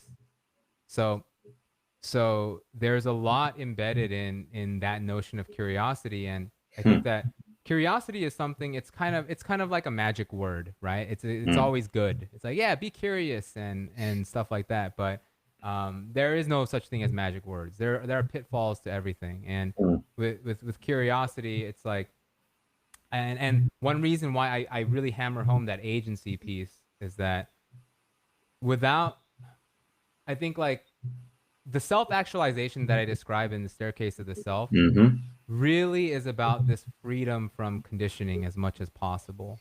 Like Um, intentionality, I would call it. yeah, yeah. Intentionality. I think that's a good way to put it too. And That's another like guiding light on my head. Whenever I because I also have these deep questions about, do we really have free will? Am I yeah, passionate about the things I do? I mean, if I were living in India, I would probably love cricket. I grew up in Italy. I loved soccer when I was a kid. So hmm, was it me? If I were living 600 years ago, I would love, I don't know, things that were available 600 years ago. So yeah, is it really my stuff that's talking, or it's just the surroundings? So I always ask this question. yeah, And but then at one point I kind of dropped the question in its entirety, first because I see that I'm really not culturally attached. So in the staircase of self, you said it like greatly. At one point you realize that people make up fake differences. No, if you see people supporting one soccer team and then people supporting the other soccer team, and they say, "Oh, we are really different. We are the opposite side." But then you look from the outside and say, "You both go to soccer every Sunday. You want to watch the TV shows about soccer in the evening. You are very similar. You're not very that different, even though you think you are the opposite end." Right. When you start detaching from culture, you then realize um, what you might be passionate about. But then I also like the Cal Newport view on this, and I know that you know Cal Newport. You mentioned a couple of books of him, and when he mentioned that it's more about passion, which is a bad word, that you might have some serendipitous encounter with a field, maybe because an influential person, or I don't know, maybe you have an amazing piano teacher, and then you say, "Oh, wow, that's interesting." Then you train and you get better at it. You get even better because you have like some drive or a good teacher, and then Mm-hmm. you get positive feedback loop and say, "Oh, wow, I'm better than the average." So then you get passionate about that.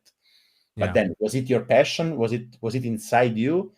I stopped asking the question. It's like the meaning of life is absurd. No, it's okay. Maybe we are running in a simulation, but I that's what that was the hand I was dealt, and I try to do Mm. the best with the hand I was dealt.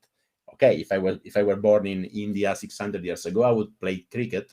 That's okay. That was my hand. I'm gonna play the best the best combination of cards I can from this hand, and I still Right. call this creativity, and I still call this um, yeah. Yeah. And I think this is why it's like after all the absorption, then you have to act on it in the sense of like, and that action is also about silencing some of those questions you have to ask during the absorption phase, Yes, right? yes. Because, yeah, if you have, so yes, asking questions is very important, and it's important to understand kind of who you truly are at baseline, if there even is such a thing, right? Because what is that if there is no free will? That's a whole nother topic. But basically, Yeah. there at a certain point there has to be this sense of kind of acceptance of the best answer you have at the moment, and only when you choose to accept that, then you can act upon it. And but Mm, I think there's a big difference between acting without reflecting on that and then acting just upon your impulses or acting upon what your norms are, or so mm, forth, right? And I think mm, the clearest example of this that we see societally is about when what people do for work or their jobs, right? It's I think that's the most relatable thing people feel is like, yeah, at a certain point it's like, oh my goodness, all this absorption I've done about how this job has brought me here, mhm, like it just doesn't make sense, and I can no longer accept the answer that I had. And once that happens, then it's like, all right, then you start marinating on it, you start reflecting on it, like, oh dude, mm. no, oh my god, I don't want this to happen. But that answer of me saying I have to not be here is getting louder and louder. And then it becomes, all right, how much absorption do you do in that phase before you could translate it to action? And I think a lot of suffering comes from when you're too in that absorption phase. You keep going into work and you haven't accepted the new answer, and you're just in this cyclical thing and you can't get the hell out of it. This That's a spiral that usually leads to burnout. Yeah. Yeah, I mean, or at least cognitive dissonance when your actions and your values are so obviously detached. Yeah. Yeah. And I guess the question is, how long can you live with cognitive dissonance? How long um would you believe that most people live with cognitive dissonance when it comes to their work, for example, and they just accept it, or do they even not realize it? You know what? The lack of freedom helps. So if they have a family, if they don't have enough saving, they would say, yes, the job sucks, but every job sucks, and I need to bring food on the table. So if you Yeah. have less options, you can live with cognitive dissonance. On one extreme, this becomes schizophrenia. No, you can say you Yeah. can keep believing at the lie you tell yourself. So at one point, you can convince your brain that that you force the solution of the cognitive dissonance. But a sane person with enough agency, with some freedom, would cannot survive for long in this state. So I mean, Mm-hmm. I'm telling for myself, Mm. from my own experience. Of course, if I had no freedom, I could not. mm, You find another value. You say, yes, the job sucks, but it gives me food for uh, for the babies. Yeah, that, it's a bit, yeah, but who, I don't know who said that most people lives life of quite desperation. And if it's Thoreau, probably, Mm-hmm. um, Mm-hmm. something like this. Yeah, Yeah. there is. Yeah, oof, it's already 2 hours. Damn, it's already I- 2 hours. yes. Well, if anything, my bladder is screaming that it's 2 hours. Yeah, likewise. But I mean, there are so many things I want to discuss about. We need to do a second one sooner or later. Let's do a second one. Yes. I'm sorry for the guys here in the chat. I've seen some interesting questions. Let's grab a couple of questions Sure. quickly. Uh, because, yes, we've been too immersed in meta discussions, which we both love. We both love to. Uh, I loved your post, which is called "The Philosophy Lost Its Way," when you Mm. started saying that you always love pontificating, then you try to put structure on your thought. Well, before we take some live questions, like last 5 minutes, I have one compelling question I want to ask you. Mm-hmm. How do you feed your curiosity? You say that you are structured. Now you want to write about a topic, then you let your curiosity go wild on that topic, and you do research, very structured. But do you have other, like, you probably go wander on the internet, and you get trapped by rabbit holes? So how do you handle that? Mm. You, or you usually don't let yourself drag into something you are not intentional in your curiosity trips? Yeah. You know what? A lot of my curiosity is actually just internal. So I don't I actually, and this is something I struggle with because I felt like I should use more external sources and stuff like that. But I find that like I rarely have like 30 tabs open on the internet on Chrome, and then like I don't know where to go. I Like, don't show you how many. but I don't say that to brag about my productivity or something, because my Mm. productivity could still use a Ooh, lot of work. productivity is another topic. Next time, next time. Next time, next time. I feel like we touched maybe like 3 bullet points in this whole Yes, not thing. even. But that's how you know it's a good conversation. And I I'm actually, I spend an inordinate amount of time like just thinking. And Which is um amazing, but isn't it limited? I mean, if you think, it's like for me, sorry, yeah, sorry for this, but I wanted to drop it. sure. It's like if you have your pantry with three ingredients, and then you want to cook something, and you try to do the best recipe you have with those three ingredients, but there are a lot of Yeah. ingredients around that you maybe didn't know about. You Yeah. didn't know the existence of basil or salt Hmm. or whatever.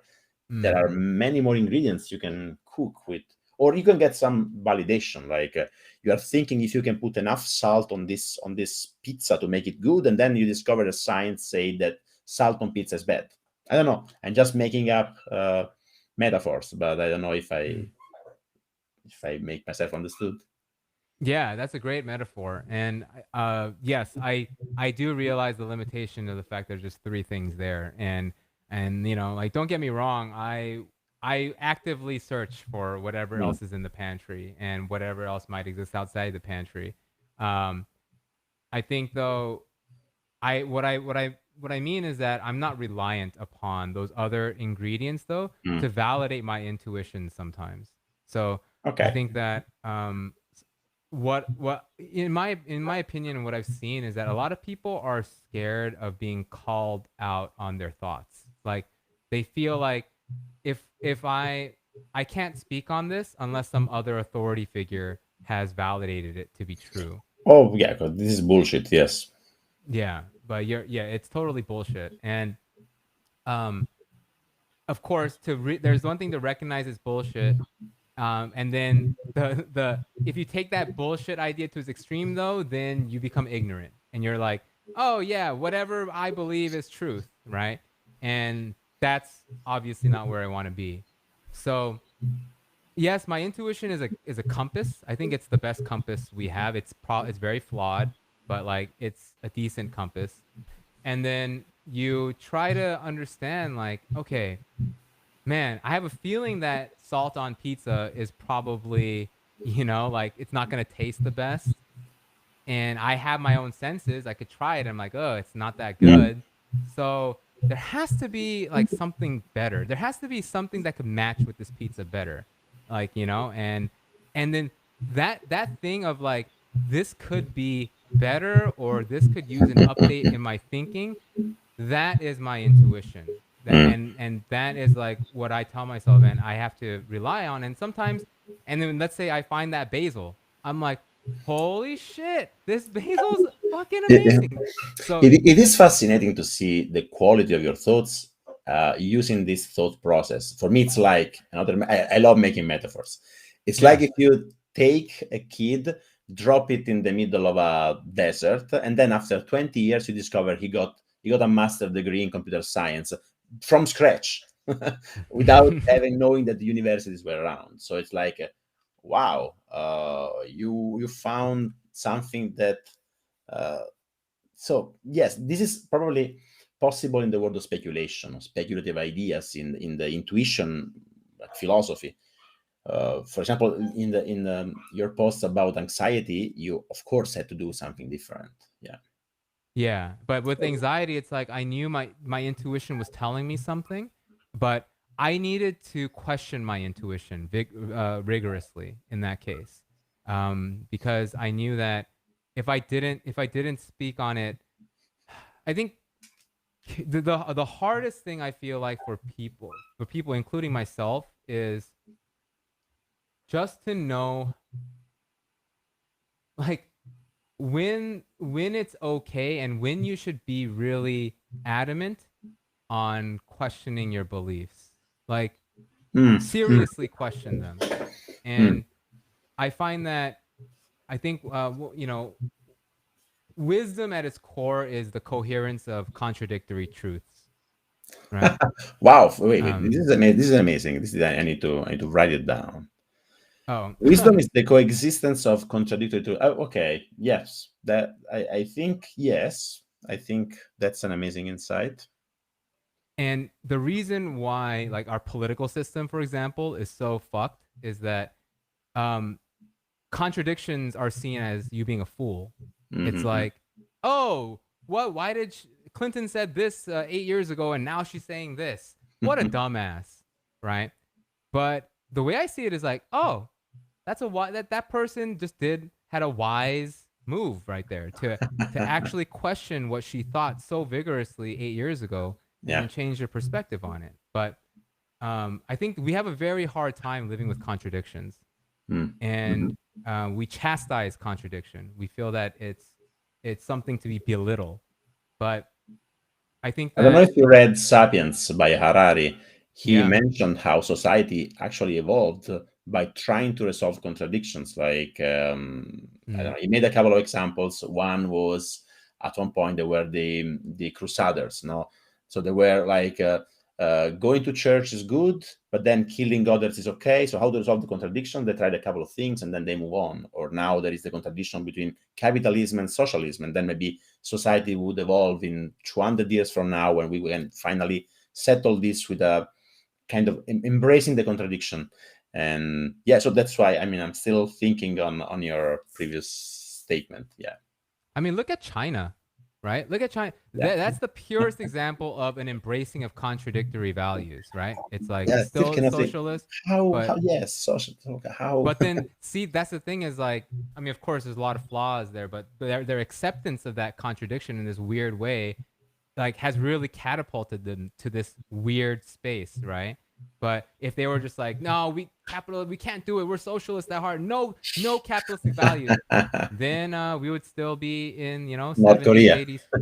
Yeah. or North Korea. So it's kind of like, yeah, it's like this leeway almost you have to give yourself when there's a contradiction, instead of thinking like, nah, I've already like written about this and this is how I need to think, or I've already said this, so I'm tied to it. Mm-hmm. I think the biggest thing is to question that when you feel the pull of intuition taking you towards the opposite truth. Mm-hmm. Well, I usually my tool set for this kind of things is first skepticism and critical thinking.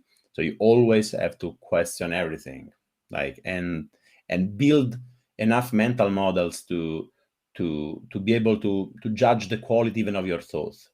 So if you get a good tool set, you can feel confident of like changing your idea, holding opinions not strongly. I don't know if you know the blog Farnham Street. I do not know this blog. Whoa, wow, okay. So Oh, Farnham Street. Farnham Street, yes. Yeah. I know Farnham Street, the Shane Parrish blog. Shane Yeah. Parrish, yes, of course. I mean, for Yes. me, it's one of the top 5 resources for me on the internet. It's And great. the concept of mental models and the map is not the territory. So you always reassess the map or like your model of the world. You're building a huge model, and essentially the work required to have an opinion. So you're not entitled to having a strong opinion if you cannot fight for the other side with enough strength. If you are not the best opposer to this opinion. I think also Charlie Munger said something like this in his The Human Misjudgment. I don't remember the Charlie Munger's book, and so that's what differentiates someone which is like not knowledge enough, uh, and then they try to be sure without having the tool set on below, so you become arrogant. No. uh, Yeah. so the main difference in my opinion is to build an amazing mental tool set. I'm kind of shaping my mission on the internet, and there's several missions. One of these I wanted to be try to help people in their early game, so between, I don't know, last years of high schools and university years of 17 to 20 something, to help them build a tool set of how to interpret reality, which is not like I give you my goggles. I'll give you like tools that you can then use, and then I don't know, avoid ending in confirmation bias or Dunning-Kruger effect or all those problems due to lack of, I don't know how to call it. Mm-hmm. I mean, that's an admirable mission. I think that. Yeah, I think I'm still thinking about where what am I doing on the internet. I'm doing too many things now. Yesterday I did a live on Twitch coding for a software interview. How is this connected with the other? So I'm still shaping my online presence. Well, I think that helps the your mission of the youth, right? It's Exactly. like, No, I think if I take a look at what I'm doing right now, kind of getting detached from the money aspects. I still watch my portfolio every day, but I'm getting detached of like learning more about how to invest. It's something like it's a game I'm not more interested in. I'm much more interested in critical thinking, in lifelong learning. In one mm, thing I didn't ask you, do you take notes of what you read? Do you have a second brain? Do you know all this thing of like extracting notes and connecting thoughts? It's all happening in your brain, or you write, or you extract notes and connect notes? yeah. I have I mean, so my main thing is like I still go really analog. I use notebooks, like just Okay. physical notebooks. I outline a lot of my posts in physical notebooks. I just really like just having my pen, my like I like the physicality of it. Mm-hmm. And then for software, I use like Roam like you do. Oh, use your own Uh, research. I Great. use I Okay. use Roam, but I don't use it as much as I feel like I should. Maybe I actually use it very sparingly. I think the most I use it is because I have like a Readwise integration that just kind Mm-hmm. of pulls my highlights and stuff like that, and then I'll just kind of like dissect them when I have the chance or something like that. But yeah, most of my kind of general thinking is just me and a brain, and Don't and your thoughts like come and go and then you lost track of them? Sometimes I wake up at night, say, holy shit, I have this amazing idea, I need to write that, and then I send myself an email to remember things. I don't know if it's a kind of attachment, but sometimes things pass through and then you forget about them. I mean, we are limited. Our brains are limited, so I yeah, think the arrival of digital technologies to extend capabilities. I'm not talking about like implantations or whatever, but dropping down notes and connecting your thought. I think this is something that it just started. It's a revolution that just started, and yeah, it's another piece of the toolbox that I'm kind of bringing to to to my audience or whatever. yeah. So I'm glad to know you use Rome. Yeah. Yeah. I want to. I guess the reason why I don't use Rome as much as I think I initially thought I would is that I find that I don't really. I spend a lot of time just like maybe like inputting my thoughts and stuff, Mm. but the extraction of it I don't do as much as I Mm. thought I would. Like I actually don't sit, like when I'm about to write a post or something, I don't have Rome open and then I like drag my thoughts in or something. I just and that's also Mm. because like I recognize my own limitations with distractions and I use this program called Cold Turkey Writer. It Okay, no, I don't it know. just changes your computer into a typewriter. You can't do anything but just To write avoid distractions or to not? remove all distractions. Okay, okay. So the most I would do is like if I have like a Rome page on a certain topic, I might just copy and paste it into a text file and then use that text file as the basis for my Okay. writing session. But like I don't really take advantage of the networked thinking and the backlinks and all that stuff too much, which when I went into it, I was like, oh, this is so cool. And I think that it's going to really No, help I a lot. do. I do a lot. Well, not as much as I would love to, because I have a lot of backlog of ideas and thinking in other tools. So I'm kind of moving the stuff inside Chrome. It's a never-ending task. I will not do probably. But when I go on verticals, like I tag topics. No, I go on happiness. I click on the happiness page. I see 20 thoughts of mine or articles. So if I want to write a post about happiness, I have a lot of resources there Yeah. and thoughts. I want to use more for journaling. I'm not using much for journaling. I'm using much more Mm, for note extractions. And on note extractions, I'm changing the way I extract notes every other day, so there's not much consistency. But with journaling or how's it called, topic journaling, which is an idea that comes from Derek Sieverts. I don't know if you know Derek Sieverts. I love his new book. Oh my goodness. Have I you read know I that book? didn't buy the book. I didn't buy the book yet. I love Derek Sivers. I've read everything about it, and he advises for thought journal. He has a thoughts Mm, on, and then several topics. So whenever you have an idea about a topic, you write thoughts on, and then something, and then you can see your history about that. And I think mm, that's very powerful. So if I want to see what I'm thinking about anxiety, and then I go there and see all my reflections on it, and that's simply amazing in my opinion. I'm not using that much for that purpose as I would love to. yeah.